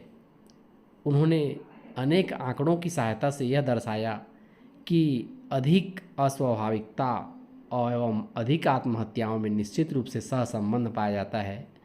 दुर्खिम का कहना है कि सामान्यतः लोग ये मानते हैं कि केवल दुर्भाग्यपूर्ण आर्थिक संकट ही जिनमें जिनमें कि निर्धनता प्रमुख है आत्महत्या की घटनाओं को बढ़ाते हैं। दुर्भाग्यपूर्ण आर्थिक संकट जिसमें निर्धनता प्रमुख है यही आत्महत्या की घटनाओं को बढ़ाते हैं, परंतु वास्तविकता यह है, इसके विपरीत है। अनेक प्रमाणों के द्वारा यह सिद्ध हो चुका है कि निर्धनता की स्थिति आत्महत्या को रोकने में सहायक होती है। कुछ भी हो, दुर्खिम का ये स्पष्ट रूप से कहना कि आर्थिक संकट या अस्वाभाविकता जिसमें कि सौभाग्यपूर्ण या फिर दुर्भाग्यपूर्ण दोनों ही प्रकार के संकट सम्मिलित हैं, आत्महत्या की दर को बढ़ाते हैं। दुर्खिम के विचारानुसार दुर्भाग्यपूर्ण आर्थिक संकट, आर्थिक विपदा की स्थिति लोगों को एकाएक उनको पुरानी आर्थिक स्थिति की तुलना में बहुत नीचे लाकर खड़ा कर देती है। दुर्भाग्यपूर्ण आर्थिक संकट या आर्थिक विपदा की स्थिति लोगों को उनको की पुरानी आर्थिक स्थिति की तुलना में बहुत जो है नीचे लाकर खड़ा कर देती है, और ऐसी स्थिति में लोगों को अपनी आवश्यकताओं व इच्छाओं को एकाएक कम कर देना या संयम करना आवश्यक हो जाता है। परंतु व्यक्ति जो है इस नई परिस्थिति शीघ्रता से अनुकूलन नहीं कर पाता, उसके लिए वह परिस्थिति जो है असहनीय बन जाती है और जिससे बचने के लिए व्यक्ति आत्महत्या कर लेता है। तो इस तरह से जो है दुर्भाग्यपूर्ण आर्थिक संकटों को आत्महत्या के लिए जवाबदार बताया। ऐसे सिचुएशन में व्यक्ति जब अपने आप को समायोजन नहीं कर पाता, हज़ारों रुपये खर्च करने वाले के पास यदि दिवालिया निकल जाए तो उसके पास 100-500 रुपये यदि नहीं होंगे तो उसके अपने आवश्यकताओं को एडजस्टमेंट करना होगा, कम करना होगा। तो ऐसे स्थिति में व्यक्ति संयम नहीं कर पाएगा और आत्महत्या कर लेगा। तो इस तरह से दुर्भाग्यपूर्ण आर्थिक स्थिति भी व्यक्ति को आत्महत्या के लिए जवाबदार होता है। दूसरा परिस्थिति ये भी हो सकता है कि सौभाग्यपूर्ण आर्थिक संकट विशेषकर जो हैं आर्थिक समृद्धि के समय पैदा होते हैं। सौभाग्यपूर्ण आर्थिक संकट आर्थिक समृद्धि के समय पैदा होते हैं। एकाएक आर्थिक समृद्धि आने पर भी व्यक्ति के सम्मुख नई परिस्थितियां पैदा होती हैं जिससे कि वह अपना अनुकूलन करना आवश्यक हो जाता है। व्यक्ति के सामने बहुत ज़्यादा पैसे भी आ जाएं तो उस स्थिति में व्यक्ति को अनुकूलन करना होता है। परंतु आर्थिक समृद्धि की नई परिस्थिति में व्यक्ति की आवश्यकताएँ, इच्छाएँ और आवेगों को भी में बहुत ज़्यादा एकाएक वृद्धि हो जाने के कारण जीवन में असंतुलन की स्थिति पैदा हो जाती है। और ऐसी स्थिति में दुर्खिम ने कहा कि अनुशासन का बांध टूट जाता है और जीवन को बनाए रखने के लिए जो अनुशासन का बांध है वह टूट जाता है। आर्थिक अस्वाभाविकता की स्थिति चाहे वह सौभाग्यपूर्ण संकटों के रूप में हो या दुर्भाग्यपूर्ण संकटों के रूप में हो, आत्महत्या की घटना को जो है बढ़ाने में सहायक होती हैं। दुर्खिम का कहना है कि जिस प्रकार आर्थिक जीवन में अस्वाभाविकता की स्थिति आत्महत्या को बढ़ाती है, उसी प्रकार जो है यदि हम बात करें तो पारिवारिक जीवन में अस्वाभाविकता भी आत्महत्या की घटनाओं को वृद्धि करती है। दुर्खिम के अनुसार पारिवारिक जीवन में अस्वाभाविकता या पारिवारिक अस्वाभाविकता पति या पत्नी की मृत्यु के फलस्वरूप या विवाह विच्छेद के कारण उत्पन्न हो सकती है। परिवार में पति या पत्नी की मृत्यु हो जाने के फलस्वरूप एक ऐसा संकट उत्पन्न हो जाता है कि जिसकी कल्पना जीवित रहने वाला पक्ष नहीं कर पाता है, और इस संकट में उसके सामने अनेक नई परिस्थितियां उत्पन्न हो जाती हैं जिनसे कि उसको अनुकूलन करना पड़ता है। परंतु अनेक लोग यह अनुकूलन करने में असफल होते हैं और इसलिए आत्महत्या करने को प्रेरित हो जाते हैं। तो इस तरह से पारिवारिक जीवन में अस्वाभाविकता, पति पत्नी की मृत्यु या विवाह विच्छेद से जो सिचुएशन उत्पन्न होते हैं पारिवारिक जीवन में, वो भी आत्महत्या को प्रेरित करते हैं। इसके अलावा पति पत्नी की मृत्यु से ही नहीं, बल्कि जैसे विवाह विच्छेद का जैसा कारण बताया कि वजह से भी जो है पारिवारिक जीवन में अस्वाभाविकता की स्थिति उत्पन्न हो जाती है, जो कि आत्महत्या की घटनाओं में वृद्धि होती है। दुर्खिम का कहना है कि विभिन्न देशों के आंकड़ों से यह पता चलता है कि विवाहित लोगों की तुलना में विवाह विच्छेद करने वाले लोग 3-4 गुनी अधिक आत्महत्याएं करते हैं। दुर्खिम ने ऐसा होने के कारणों का भी उल्लेख किया कि उनका विचार था कि विवाह विच्छेद का मार्ग उन्हीं लोगों को अपनाना पड़ता है जो कि आपस में यानी पति पत्नी सहयोग व अनुकूलन करने तथा पारिवारिक जीवन की वास्तविकता को स्वीकार नहीं करते हैं। साथ ही जिन लोगों में त्याग और सहयोग की भावना नहीं है, जो लोग मंद बुद्धि या फिर अधम चरित्र के रखते हैं, वे ही अधिकतर विवाह विच्छेद करने का रास्ता अपनाते हैं। तो दुर्खिम का कहना है कि बहुत कुछ यही कारण आत्महत्या को भी प्रेरित करते हैं और यही कारण है कि विवाह विच्छेद से उत्पन्न पारिवारिक अस्वाभाविकता जो होती है वह भी आत्महत्या के लिए जवाबदार होती है, आत्महत्या को प्रोत्साहित करती है। दुर्खिम के मतानुसार आर्थिक और पारिवारिक अस्वाभाविकता की भांति यौन अस्वाभाविकता भी आत्महत्या की घटनाओं में वृद्धि करती है। यौन अस्वाभाविकता की स्थिति में व्यक्ति के वैवाहिक जीवन में यौन संबंधों का नियमन और नियंत्रण समाप्त हो जाता है, जो कि आत्महत्या को प्रेरित कर सकता है। दुर्खिम का कहना है कि विवाह व्यक्ति के यौन संबंधों का नियमन करता है, इसलिए वह आत्महत्या के विरुद्ध जो है व्यक्ति की रक्षा करने में सहायक होता है। वास्तव में यौन संबंध केवल शारीरिक मूल प्रवृत्तियों पर नहीं बल्कि मानसिक एवं बौद्धिक भावनाओं पर भी आधारित होते हैं, अतः उसका सामाजिक नियमन जो होता है वह आवश्यक है और विवाह यही कार्य करता है, अर्थात यौन आवेगों को नियंत्रित करता है। एक विवाह में यह कार्य और भी जो है प्रभावशाली ढंग से होता है एक विवाह के माध्यम से। तो इस तरह से जो है इसमें केवल एक पुरुष एक स्त्री के साथ यौन संबंध रखता है, उसका यौन जीवन नियंत्रित रहता है, इसलिए उसे मानसिक संतुष्टि भी रहती है। परंतु इसके विपरीत एक अविवाहित पुरुष को यह मानसिक संतुष्टि प्राप्त नहीं होती। वह जो है एकाधिक स्त्रियों से यौन इच्छाओं की संतुष्टि प्राप्त करना चाह सकता है और इसमें यदि वह असफल और निराश भी हो सकता है। यही स्थिति यौन अस्वाभाविकता की स्थिति है जो कि उसे आत्महत्या करने को प्रेरित कर सकती है। दुर्खिम का कहना है कि विवाह विच्छेद करने वाले व्यक्ति के जीवन में भी बहुत कुछ ऐसी ही स्थितियां उत्पन्न हो जाती हैं जिससे कि हम यौन अस्वाभाविकता के रूप में देख सकते हैं। तो स्पष्ट है कि यौन अस्वाभाविकता भी जो है आत्महत्या की घटना को बढ़ाने में प्रमुख भूमिका निभाती है। तो इस तरह से हम देखते हैं कि किस तरह से जो है आत्महत्या यानी अस्वाभाविक आत्महत्या को किस तरह से जो है पारिवारिक अस्वाभाविकता और आर्थिक अस्वाभाविकता, पारिवारिक अस्वाभाविकता और यौन अस्वाभाविकता किस तरह से जो है प्रभावित करती है। आगे जो है आत्महत्या की विभीषिका को कम करने के उपाय देखते हैं।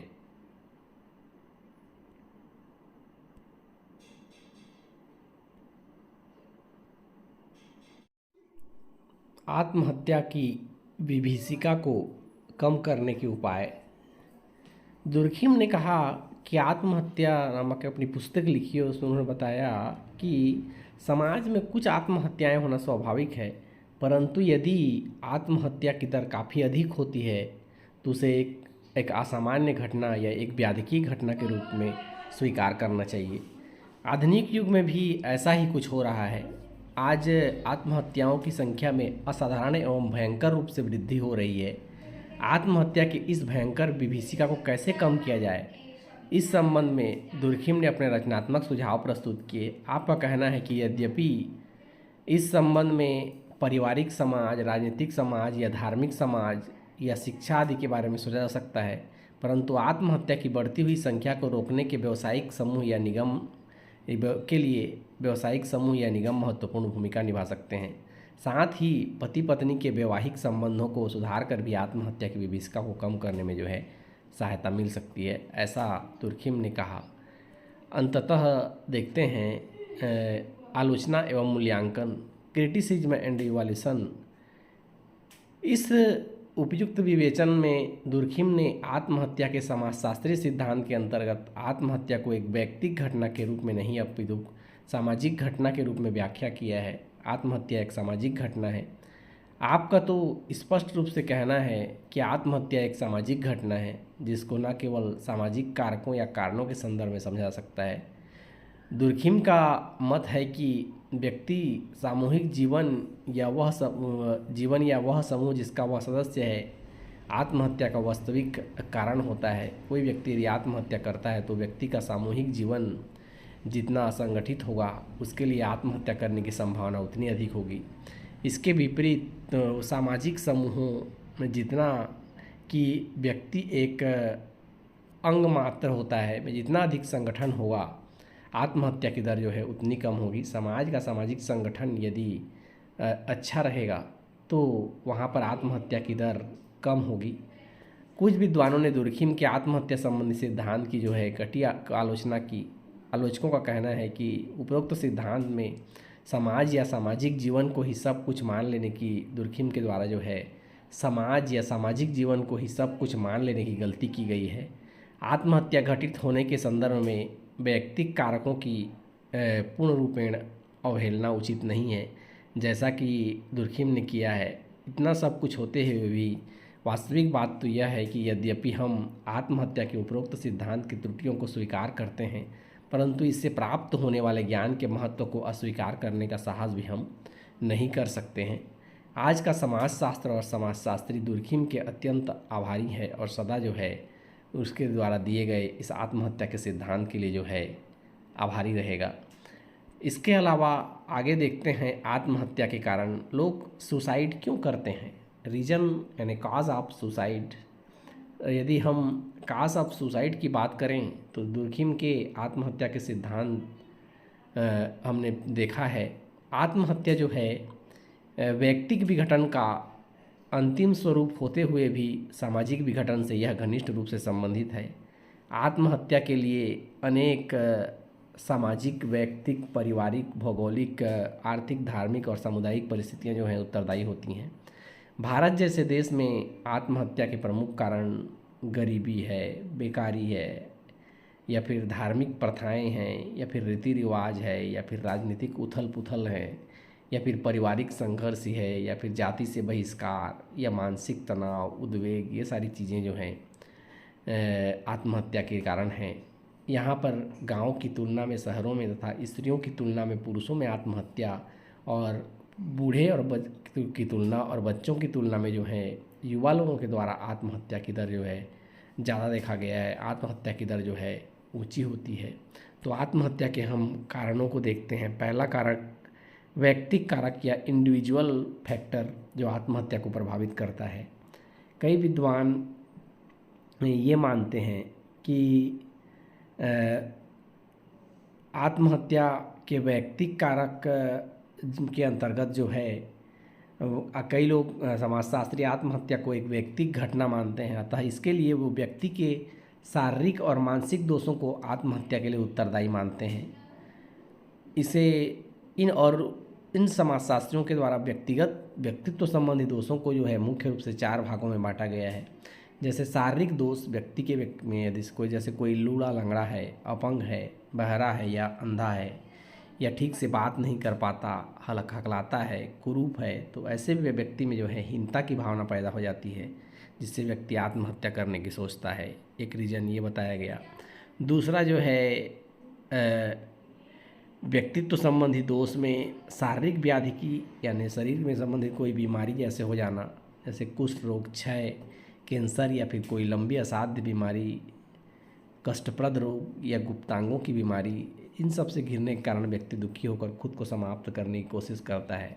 तो शारीरिक व्याधि की भी आत्महत्या के लिए जवाबदार होता है। इसके अलावा मानसिक विकार एवं तनाव, जैसे अत्यधिक चिंता या अत्यधिक भय हो जाना, या फिर स्नायु दुर्बलता आ जाना, या फिर हीन भावना या भावुकता, ऐसे रीजन्स हैं जिसके वजह से व्यक्ति जो है आत्महत्या करने के लिए प्रोत्साहित हो जाता है।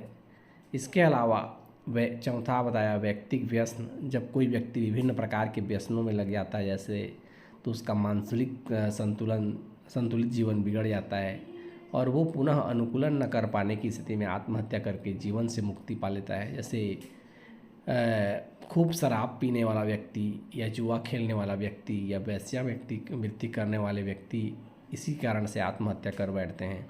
वे अपने जीवन में इन व्यसनों को तो बढ़ा लेते हैं, परंतु वहाँ से वापसी का कोई रास्ता नहीं होता है। समाज में वे पुनः अनुकूलन नहीं कर पाते हैं और जिसकी वजह से आत्महत्या कर बैठते हैं। तो इस तरह से व्यक्तिक व्यसन, तो इस तरह से व्यक्तिक कारक के अंतर्गत 4 रीजन्स बताए गए। शारीरिक दोष को शारीरिक व्याधियों यानी शारीरिक में भी होने वाली बीमारियों की वजह से, मानसिक विकार की वजह से और व्यक्तिक व्यसन की वजह से व्यक्ति आत्महत्या कर लेते हैं। अगला है पारिवारिक कारक या फैमिलियल फैक्टर। पारिवारिक कारक भी आत्महत्या के लिए बहुत तरह से जिम्मेदार होते हैं। जैसे व्यक्ति के जीवन को संगठित बनाए रखने में परिवार जो है समाज की एक महत्वपूर्ण इकाई है। जब व्यक्ति का पारिवारिक जीवन संघर्षमय एवं तनावपूर्ण होता है तब परिवार का व्यक्ति पर जो है अस्वस्थ प्रभाव पड़ता है और व्यक्ति की शांति एवं सुरक्षा जो है भंग हो जाती है और उसके व्यक्तित्व का पूर्ण विकास नहीं हो पाता है और ऐसा परिवार विघटित व्यक्तित्व को जन्म देता है। अतः स्वाभाविक रूप से उसके मन में अपने जीवन को समाप्त कर लेने की भावना प्रबल हो जाती है। तो आत्महत्या के लिए प्रेरित करने वाले पारिवारिक दशाओं को हम यहाँ पर देखते हैं। क्या क्या चीज़ें जो हैं पारिवारिक फैक्टर के अंतर्गत आती हैं जो आत्महत्या को बढ़ाती हैं। जैसे टूटे हुए परिवार, आत्महत्या की दर और टूटे हुए परिवार में घनिष्ठ संबंध पाया जाता है। जिन परिवारों में माता पिता की मृत्यु हो जाती है, पति पत्नी का डिवोर्स हो जाता है अथवा उनमें अनबन हो जाने की स्थिति पर व्यक्ति पर सामाजिक नियंत्रण शिथिल हो जाता है, व्यक्ति जो है अकेलापन महसूस करता है और आत्महत्या कर बैठता है। यही कारण है कि विधवा या विधुर या परित्यक्त और तलाकशुदा व्यक्ति अन्य व्यक्तियों की तुलना में अधिक आत्महत्या करते हैं। अनेक अध्ययनों के द्वारा यह प्रमाणित भी हो चुका है। अगला चीज़ बताया गया पारिवारिक कारण में पारिवारिक कलह। परिवार में होने वाले झगड़े, परिवार के सदस्य किसी न किसी बात पर हमेशा लड़ते झगड़ते रहते हैं तो उसका अन्य सदस्यों पर भी नियंत्रण एवं अनुशासन समाप्त हो जाता है ऐसी स्थिति में और प्रतिदिन की कलह से जो है व्यक्ति छुटकारा पाने के लिए आत्महत्या कर लेता है। तो इस तरह से पारिवारिक कलह भी आत्महत्या के लिए जवाबदार होता है। इसके अलावा दाम्पत्य जीवन में असामंजस्य, पति पत्नी के बीच सामंजस्य न होना भी आत्महत्या के लिए जवाबदार होता है। इस स्थिति में पति पत्नी में सामंजस्य न होने से मानसिक तनाव वाली स्थितियाँ उत्पन्न होती हैं। घृणा, क्रोध की भाव मन में जागृत होने लगते हैं और ऐसा सिचुएशन होने से व्यक्ति जो है परिवार में अपना सामंजस्य न बना पाने के कारण, दाम्पत्य जीवन में सामंजस्य न बना के कारण व्यक्ति जो है अपने जीवन को समाप्त कर लेना उचित समझता है। इसके अलावा रोमांस आधारित प्रेम में असफल होने पर भी व्यक्ति जिससे बहुत ज़्यादा प्यार करता है उसी कारण उससे यदि उसकी विवाह नहीं हो पाता है, विवाह करने में असफल हो जाता है, तो ये प्रेमी प्रेमिका में से कोई भी एक दूसरे के प्रति यदि मान लो विश्वासघात कर देता है, ऐसे सिचुएशन में व्यक्ति जो है आवेश में आकर आत्महत्या कर लेता है। तो यह प्रचलन जो है आजकल के समाजों में बहुत ज़्यादा बढ़ गया है। रोमांस आधारित विवाह और आत्महत्याओं की दर बढ़ी हुई है। इसके अलावा परिवार में जैसे दुर्व्यवहार, जैसे जिन परिवारों में सौतेली माँ होती हैं उनका बच्चों के प्रति विद्वेषपूर्ण व्यवहार होता है, सास का बहू के प्रति दुर्व्यवहार, पति के द्वारा पत्नी के साथ मारपीट करना, उसका भरण पोषण का इंतजाम न करना और उसके साथ अमानवीय व्यवहार करना आदि स्थितियां भी आत्महत्या के लिए उत्तरदायी होती हैं। इसके अतिरिक्त पति पत्नी तथा सगे संबंधियों के बीच गंभीर अविश्वास उत्पन्न हो जाने पर भी आत्महत्या की घटनाएं जो हैं होती हैं। तो इस तरह से दुर्व्यवहार भी जो है आत्महत्या के लिए जवाबदार होता है। आगे देखते हैं सामाजिक कारक। कई संगठन ऐसी संगठन हैं को मान्यता और प्रदान होती हैं जो आत्महत्या के लिए ऐसी मान्यता और परिस्थितियां विद्यमान होती हैं कई संगठनों में जो आत्महत्या के लिए उत्तरदायी होती हैं। तो लेकिन आत्महत्या को जो है एक सामाजिक घटना मानते हैं, इसलिए वे सामाजिक कारकों को भी आत्महत्या के लिए उत्तरदायी ठहराते हैं। समाज में विघटन एवं सामाजिक समस्याओं में वृद्धि होने पर भी आत्महत्या की दर बढ़ती है। जैसे पहला कारण बताया गया दोषपूर्ण सामाजिकरण। जब समाज में सामाजिकरण की प्रक्रिया के फलस्वरूप ही व्यक्ति जो है एक समाज का क्रियाशील इकाई बनता है और सामाजिकरण के द्वारा व्यक्ति जो है अपने परिवार में, पड़ोस में, क्लब में किस तरह से व्यवहार करना चाहिए, कैसा रहना चाहिए, ये सारी चीज़ें जो हैं सीखता है। परंतु सिचुएशन ये हो गया है कि वर्तमान में इस प्रकार की जो संस्थाएं हैं, परिवार है, पड़ोस है, मित्र मंडली हैं, ये सही ढंग से अपना कार्य नहीं कर पा रहे हैं, सामाजिकरण करने में महत्वपूर्ण भूमिका नहीं निभा पा रहे हैं, जिसके वजह से लोग जब भी जीवन में थोड़ी बहुत तनाव, निराशा या की स्थितियाँ बनती हैं, ऐसे स्थिति में असफल और निराश होकर व्यक्ति जो है अक्सर आत्महत्या कर लेता है। तो इस तरह से दोषपूर्ण सामाजिकरण से आत्महत्या को बढ़ावा मिलता है। इसके अलावा समाज में चलने वाली सामाजिक कुरीतियाँ जैसे दहेज है या मृत्यु भोज है या विधवा विवाह का अभाव, ये भी आत्महत्या को जन्म देते हैं। जब पिता अपनी बेटी के लिए दहेज जुटाने के लिए असमर्थ हो जाता है तो और विवाह नहीं कर पाता है तो मानसिक तनाव से ग्रस्त हो जाता है और जिससे मुक्ति पाने के लिए व्यक्ति आत्महत्या कर लेता है। कभी कभी विधवा पुनर्विवाह के अभाव में स्त्रियां जो हैं अनैतिक यौन संबंध स्थापित कर लेती हैं और ऐसा करने के बाद यदि वो गर्भवती हो जाती हैं तो बदनामी से बचने के लिए आत्महत्या कर लेती हैं। या फिर मरणोपरांत भोज की प्रथा तथा आडंबरपूर्ण कुरीतियों के कारण व्यक्ति ऋण के बोझ से दबकर भी आत्महत्या कर लेता है। तो इस तरह से सामाजिक कुरीतियों की वजह से व्यक्ति आत्महत्या करता है। इसके अलावा पद की हानि। किसी भी समाज में संवेदनशील व्यक्ति अपने पद और प्रतिष्ठा की हानि की अपेक्षा आत्महत्या करना ज़्यादा उचित समझते हैं। जब कोई व्यक्ति यदि दिवालिया हो जाता है या उसे पद से हटा दिया जाता है तो उसकी सामाजिक प्रतिष्ठा घट जाती है और उसके आत्मसम्मान को ठेस पहुंचता है और इस सिचुएशन में व्यक्ति आत्मग्लानि और हीन भावना से ग्रस्त होकर आत्महत्या कर लेता है। तो व्यापारिक उतार चढ़ाव या फिर आर्थिक मंदी या फिर राजनीतिक उथल पुथल के समय भी आत्महत्या की दर जो है इस कारण से जो है बढ़ जाती है। तो इस तरह से पद की हानि भी आत्महत्या के लिए जवाबदार होता है। इसके अलावा सामाजिक विघटन यानी कि सामाजिक समस्याओं की अधिकता के कारण समाज में विघटन बढ़ जाने की वजह से आत्महत्याएं अधिक होती हैं। विशेष रूप से युद्ध के समय सामाजिक एवं सामुदायिक विघटन अधिक पाया जाता है। पारिवारिक और व्यक्तिगत विघटन जो है बढ़ जाता है, सामाजिक नियंत्रण शिथिल हो जाता है और मानसिक तनाव बढ़ता है और नवीन परिस्थितियों से अनुकूलन करने की समस्या उत्पन्न हो जाती हैं और ये सभी दशाएं जो हैं आत्महत्या के लिए उत्तरदायी होती हैं। तो इस तरह से सामाजिक विघटन भी आत्महत्या के लिए जवाबदार होता है। इसके अलावा आगे चलते हैं चौथे कारक की ओर, आर्थिक कारक। आर्थिक कारक में भी बहुत सारे कारक हैं, इकोनॉमिकल फैक्टर, जो आत्महत्या को जन्म देती हैं, आत्महत्या को बढ़ाने के लिए जवाबदार होती हैं।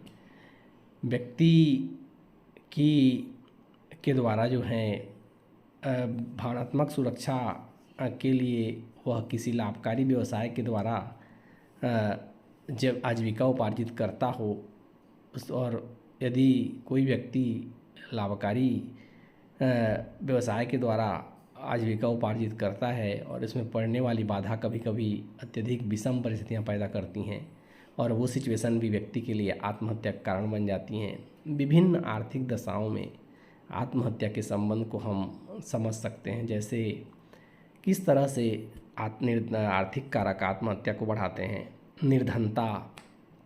निर्धनता की स्थिति प्रत्यक्ष रूप से आत्महत्या का कारण तो निर्धनता नहीं है, लेकिन अप्रत्यक्ष रूप से अनेक ऐसी निर्धनता जो है ऐसे प्रॉब्लम्स को जन्म देती है जिसके अंतर्गत आत्महत्या की संभावना जो है बहुत बढ़ जाती है। एक अत्यधिक निर्धन व्यक्ति जब अपनी और अपने आश्रितों की अनिवार्य आवश्यकताओं को जो है पूरा नहीं कर पाता है, बच्चों को भूख से तड़पते हुए देखता है, तो निर्धनता के कारण सामाजिक सम्मान से यदि वंचित हो जाता है तो समय समय पर उस स्वयं को वह लांछित महसूस करने लगता है और अपने पत्नी और बच्चों के सामने भी तिरस्कृत जीवन व्यतीत करता है। तो अक्सर उसे अपने इच्छाओं का दमन करना पड़ता है और हीन भावना से ग्रस्त होकर जो है ऐसे असहाय परिस्थिति में व्यक्ति आत्महत्या की ओर प्रेरित हो जाता है। तो इस तरह से निर्धनता ही में कुछ ऐसे सिचुएशंस पैदा करता है लोगों के सामने कि व्यक्ति समाज में अपने आप को बहुत लांछित महसूस करता है, अपने परिवार में अपने पत्नी और बच्चों के बीच अपने आप को तिरस्कृत महसूस करता है और आत्महत्या करने की ओर प्रेरित हो जाता है। तो निर्धनता भी प्रत्यक्ष रूप से नहीं लेकिन अप्रत्यक्ष रूप से जो है आत्महत्या की संभावना निर्धनता की वजह से बढ़ जाती है। अगला है बेकारी। भारत में बेकारी की समस्या जो है बहुत आत्महत्या का एक प्रमुख कारण है। बेकारी की दशा में प्रौढ़ व्यक्तियों की अपेक्षा युवक जो है अधिक संख्या में आत्महत्या करते हैं। परिश्रम के बाद भी कोई व्यक्ति यदि जब बेरोजगार रहता है तो उसकी पत्नी का अविश्वास या बच्चों की उदासीनता अक्सर उसके धैर्य को समाप्त कर देती हैं। युवा लोग बेकारी के कारण स्वयं को माता पिता पर भार और कभी कभी स्वयं को उसकी विपत्तियों का कारण समझकर आत्महत्या की ओर प्रवृत्त होने लगते हैं। तो इस तरह से बेरोजगारी की वजह से लोग आत्महत्या कर लेते हैं। इसके अलावा आर्थिक असफलताएं, जब व्यक्ति जो है विभिन्न प्रकार के अपने जीवन व्यतीत करते समय साधन संपन्न जीवन व्यतीत करते रहता है, लेकिन व्यापारिक असफलता के कारण अचानक यदि आर्थिक कठिनाइयों में व्यक्ति इस तरह से फंस जाते हैं कि वो अपने अनिवार्य आवश्यकताओं को भी पूरा नहीं कर पाते हैं, तो ऐसे सिचुएशन में आत्महत्या की दर इतनी वृद्धि देख इकोनॉमिक डिप्रेसिएशन जब होता है तब आत्महत्या की दर बहुत ज़्यादा बढ़ जाती है। लोग अनेक व्यक्ति ऐसे होते हैं जो संपूर्ण प्रयास के बाद भी आर्थिक क्षेत्र में निरंतर असफल होते रहते हैं, बिजनेस करते हैं। तो ऐसी स्थिति में जब आर्थिक असफलताएं मिलती हैं तो व्यक्ति विवश हो जाता है या फिर व्यापार में बहुत ज़्यादा उतार चढ़ाव आने के फलस्वरूप आर्थिक तंगी की वजह से या फिर भ्रष्टाचार की वजह से इस तरह की आर्थिक असफलताओं की स्थिति में व्यक्ति का मानसिक संतुलन जो होता है वह बिगड़ जाता है और व्यक्ति आत्महत्या कर लेता है। तो इस तरह से ये हो गए आर्थिक कारक। इसके अलावा है धार्मिक कारक या धार्मिक रूढ़ियाँ भी जो होती हैं वो आत्महत्या के लिए जवाबदार होती हैं। धार्मिक कारकों में जब धर्म में रूढ़ियों का अधिक समावेश हो जाता है तो अनेक रूढ़ियाँ अप्रत्यक्ष रूप से आत्महत्या का कारण बन जाती हैं। उदाहरण के लिए जैसे भारत में देवदासी प्रथा या फिर सती प्रथा, देवदासी प्रथा या सतीत्व संबंधी विश्वासों को लेकर एक लंबे समय से जो है आत्महत्या की घटनाओं में वृद्धि हो रही है। अनेक धार्मिक संस्कारों और कर्म कांडों की पूर्ति में भी अभावग्रस्त लोगों के लिए ऐसी विपत्तियां ले आती हैं जिनका स्थायी निराकरण जो है आत्महत्या के रूप में ही होता है।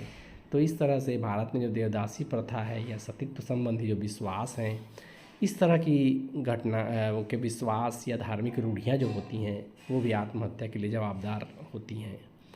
दूसरा है पातक की भावना। आत्महत्या का धार्मिक संकीर्णता एवं कट्टरता से भी घनिष्ठ संबंध होता है। जो धर्म जितना संकीर्ण और कट्टर प्रवृत्ति का होता है उसके मानने वाले में आत्महत्या की दर भी उतनी ज़्यादा पाई जाती है। ऐसे धर्म के अनुयायी धार्मिक नियम का तनिक सा उल्लंघन हो जाने पर भी गंभीर पातक की भावना का शिकार हो जाते हैं और प्रायश्चित के रूप में अक्सर आत्महत्या कर लेते हैं। इसके अलावा धार्मिक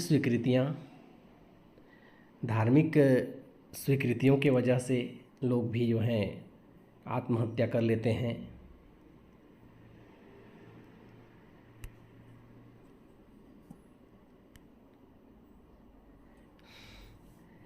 कुछ धर्म अपने धार्मिक स्वीकृतियों की वजह से भी लोग आत्महत्या करते हैं। कुछ धर्म के अनुयायियों के द्वारा आत्महत्या का इस सीमा तक विरोध करते हैं कि आत्महत्या करने वाले व्यक्ति को मोक्ष प्राप्त करने में विश्वास नहीं किया जाता।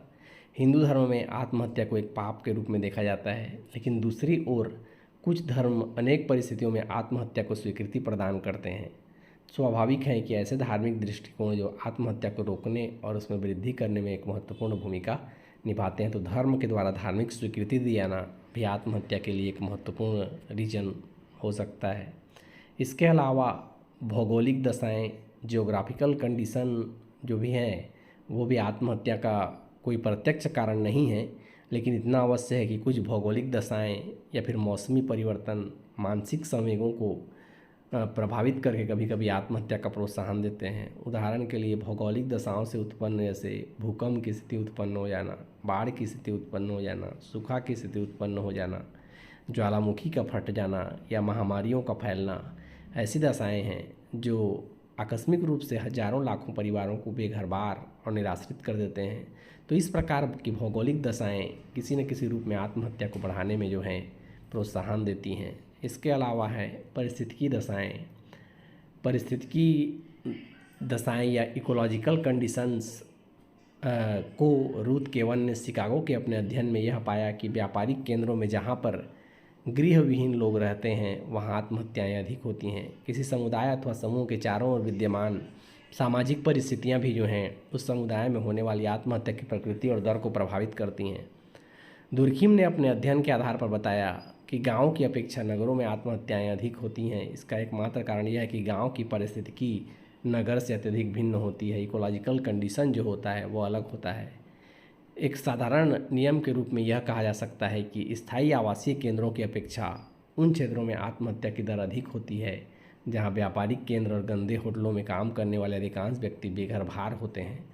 तो इस तरह से जहां स्थायी निवास है और जिनके अलावा लोग गंदे होटलों में काम करने वाले अधिकांश व्यक्ति बेघरबार रहते हैं, व्यापारिक केंद्रों में काम करने वाले लोग रहते हैं, वहाँ पर आत्महत्या अधिक होती है। तो इस तरह से पारिस्थितिकी दशाएं, इकोलॉजिकल कंडीशन भी जो है आत्महत्या की दर को प्रभावित करता है।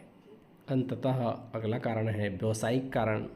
कई बार व्यवसाय में होने वाले अत्यधिक लाभ या हानि की दशा भी जो है आत्महत्या के लिए जिम्मेदार होती हैं। आत्महत्या करने का रीज़न, जैसे बहुत सारे लोग जीवन में जब किसी बिजनेस में इतना ज़्यादा उतार चढ़ाव देखते हैं कि जिसके वजह से वो अपने साथ उन परिस्थितियों से समायोजन नहीं कर पाते हैं और आत्महत्या कर लेते हैं। तो इस तरह से जो है व्यापार में अत्यधिक या व्यवसाय में अत्यधिक हानि की वजह से भी लोग आत्महत्या करते हैं। इसके अलावा अगला कारण है मनोवैज्ञानिक कारक या साइकोलॉजिकल फैक्टर भी आत्महत्या के लिए जवाबदार होता है। जैसे मानसिक बीमारी, चिंता, कुंठा, निराशा या क्रोध या संवेदनशीलता वाली स्थितियाँ भी आत्महत्या के लिए जवाबदार होती हैं। इसके अलावा युद्ध, नशा या परीक्षा में असफलता, स्थान परिवर्तन आदि भी आत्महत्या को बढ़ावा देते हैं।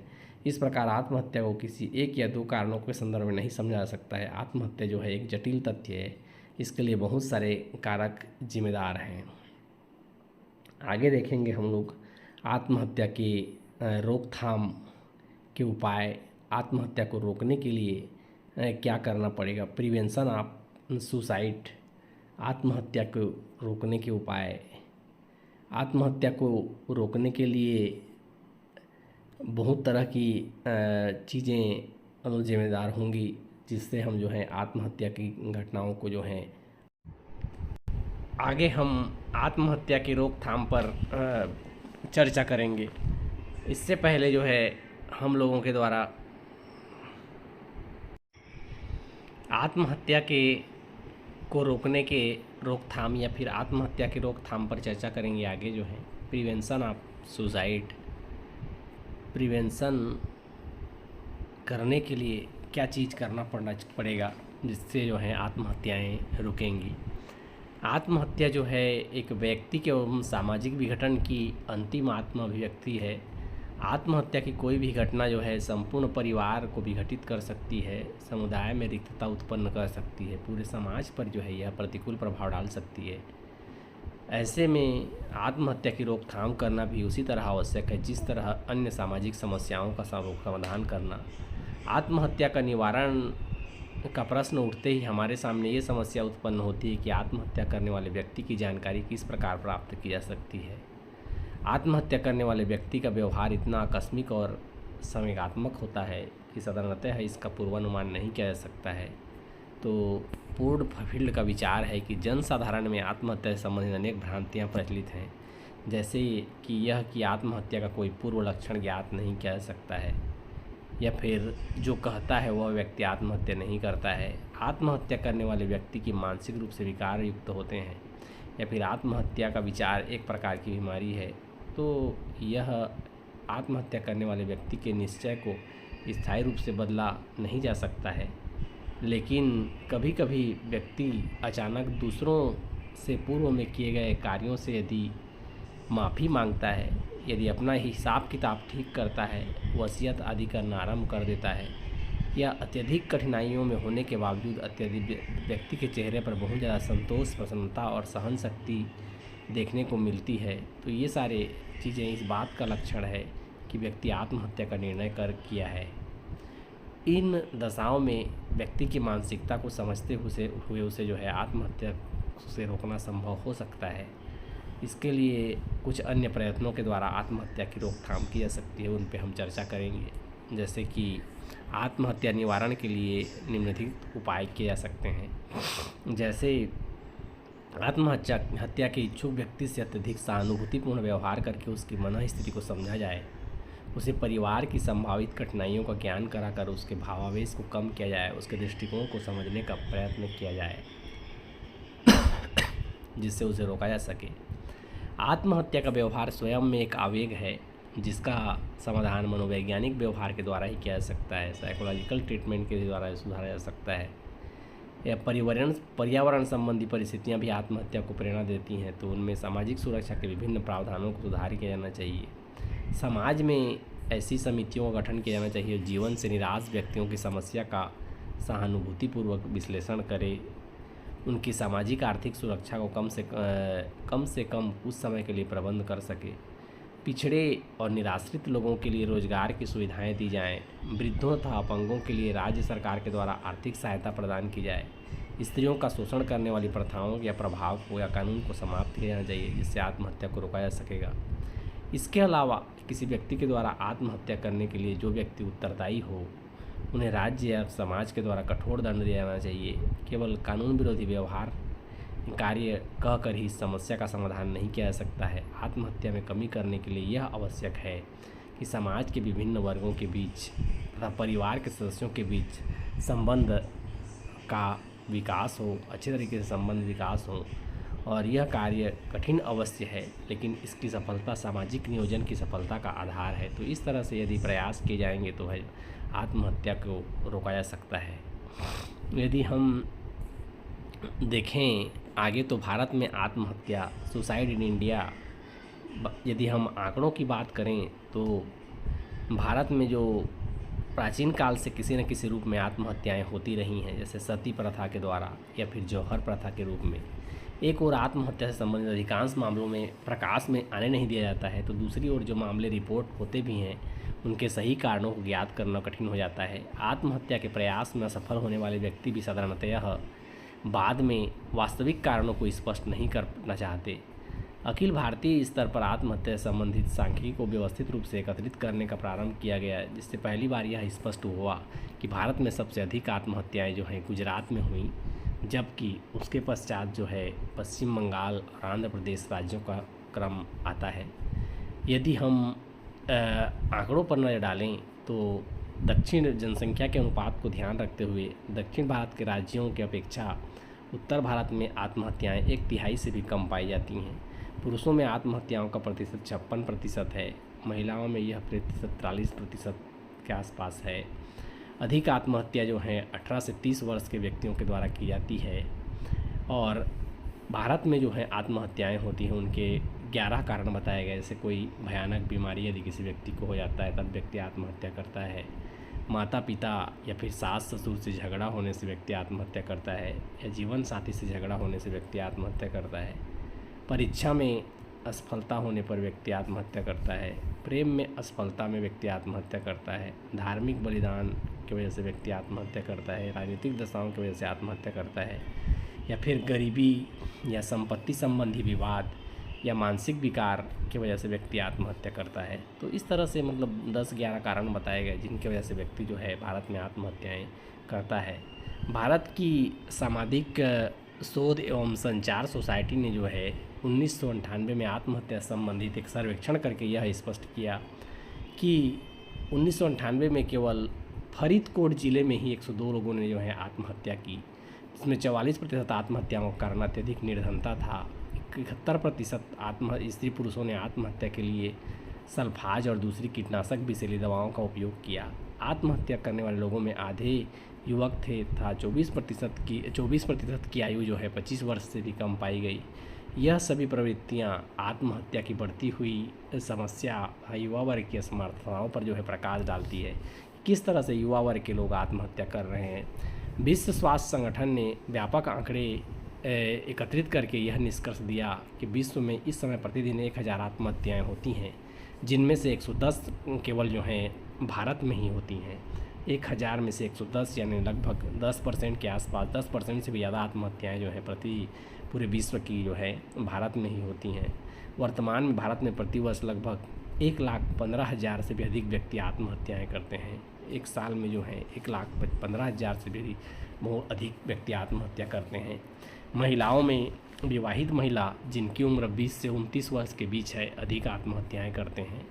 ऐसी महिलाओं का प्रतिशत अधिक पाया गया है जिन्होंने जो है ससुराल के साथ झगड़ा होने के कारण आग से जलकर आत्महत्याएं की हैं। भारत में आत्महत्या के कारण पश्चिमी समाजों से जो है काफ़ी भिन्न रहा है। भारत में औद्योगिकरण एवं नगरीकरण में वृद्धि होने के कारण भी आत्महत्या की घटनाओं में निरंतर जो है वृद्धि होती जा रही है। आज गांव से नगर की ओर जाने वाले लाखों श्रमिक एकाकी जीवन व्यतीत करते हैं। मशीनों के सोर्स में काम करने वाले लाखों लोग जल्दी ही मानसिक विकार और तनाव का शिकार बन जा रहे हैं। स्त्रियों के द्वारा आजीविका उपार्जित करने से हजारों परिवारों में दाम्पत्य बंधन शिथिल पड़ गए हैं और स्वार्थपूर्ण संबंधों ने एक औसत आदमी की मानसिक शांति को जो है समाप्त कर दिया है और भौतिक मूल्यों के बढ़ते हुए प्रभाव ने सामाजिक जीवन की नवीन समस्याओं को जन्म दिया है। इन परिस्थितियों के अतिरिक्त वृद्धावस्था, वैधव्य, दुर्घटना या सामाजिक सुरक्षा का अभाव, बढ़ती हुई बेरोजगारी और सार्वजनिक जीवन का भ्रष्टाचार भी कितने व्यक्तियों को आत्महत्या के लिए प्रेरणा देने वाली दशाएं हैं। भारत में तलाक, पारिवारिक विघटन, बेकारी, निर्धनता आदि में होने वाली वृद्धि भी आत्महत्या के लिए उत्तरदायी है। यदि हम आत्महत्या की बात करें आत्महत्या का संबंध गरीबी और सांस्कृतिक विभिन्नताओं से उतना ही नहीं है जितना कि सभ्यता से उत्पन्न विभिन्न प्रकार के तनाव से है। यही कारण है कि भौतिक प्रगति के साथ साथ जो है आत्महत्या की घटनाएं भारत में जो निरंतर बढ़ती जा रही है। देश भौतिक प्रगति तो कर रहा है लेकिन आत्महत्या की घटनाएं जो है बढ़ती जा रही हैं। विश्व स्वास्थ्य संगठन ने आत्महत्या की समस्या को वर्तमान सभ्यता की एक विषम अभिव्यक्ति के रूप में स्वीकार किया है। वर्तमान वैज्ञानिक प्रगति से केवल सामाजिक जीवन में ही शून्यता उत्पन्न नहीं हुई है बल्कि इसने पारिवारिक संबंधों को दुर्बल बनाकर आधुनिकता संबंधी तनाव उत्पन्न करके भी आत्महत्याओं को प्रोत्साहन दिया है। तो सामाजिक और पारिवारिक तनाव में कमी किए बिना भारत में आत्महत्या की दर में कमी नहीं की जा सकती है। यह कार्य जो है कानूनों के द्वारा ही संभव नहीं है बल्कि इसके लिए सामाजिक पुनर्निर्माण की एक स्वस्थ और व्यवहारिक योजना को बनाया जाना चाहिए जिससे जो है आत्महत्या को रोका जा सके। आत्महत्या की बढ़ती दर को रोकने के लिए निर्धनता एवं बेकारी को दूर करना होगा। सामाजिक और धार्मिक कुप्रथाएं जो हैं उन कुप्रथाओं को समाप्त करना पड़ेगा और व्यक्ति को सामाजिक एवं आर्थिक एवं मानसिक सुरक्षा प्रदान करनी होगी तथा स्वस्थ एवं व्यवहारिक योजना के द्वारा सामाजिक पुनर्निर्माण करना होगा। यदि ऐसा किया जाएगा तो आत्महत्या को निश्चित रूप से जो है रोका जा सकेगा। तो मैं उम्मीद करता हूँ कि आपको जो है अपराधिता आत्महत्या की अवधारणा समझ में आ गई होगी। यदि वीडियो पसंद आया होगा तो इसे लाइक कीजिए, अपने दोस्तों तक शेयर कीजिए और साथ ही चैनल को सब्सक्राइब कीजिए। फिर मिलते हैं एक नए वीडियो में। तब तक मेरी ईश्वर से कामना है कि आप निरंतर आगे बढ़ते रहें, आप स्वस्थ रहें, मस्त रहें। यदि इससे रिलेटेड इस वीडियो से रिलेटेड यदि कोई क्वेरी हो, इस टॉपिक से रिलेटेड यदि कोई क्वेरी हो तो आप मुझे कमेंट बॉक्स में कमेंट कर सकते हैं। मैं आपके सवालों का जवाब देने की कोशिश करूँगा। Thank you very much for watching this video. फिर मिलते हैं एक नए वीडियो में, तब तक के लिए बाय बाय।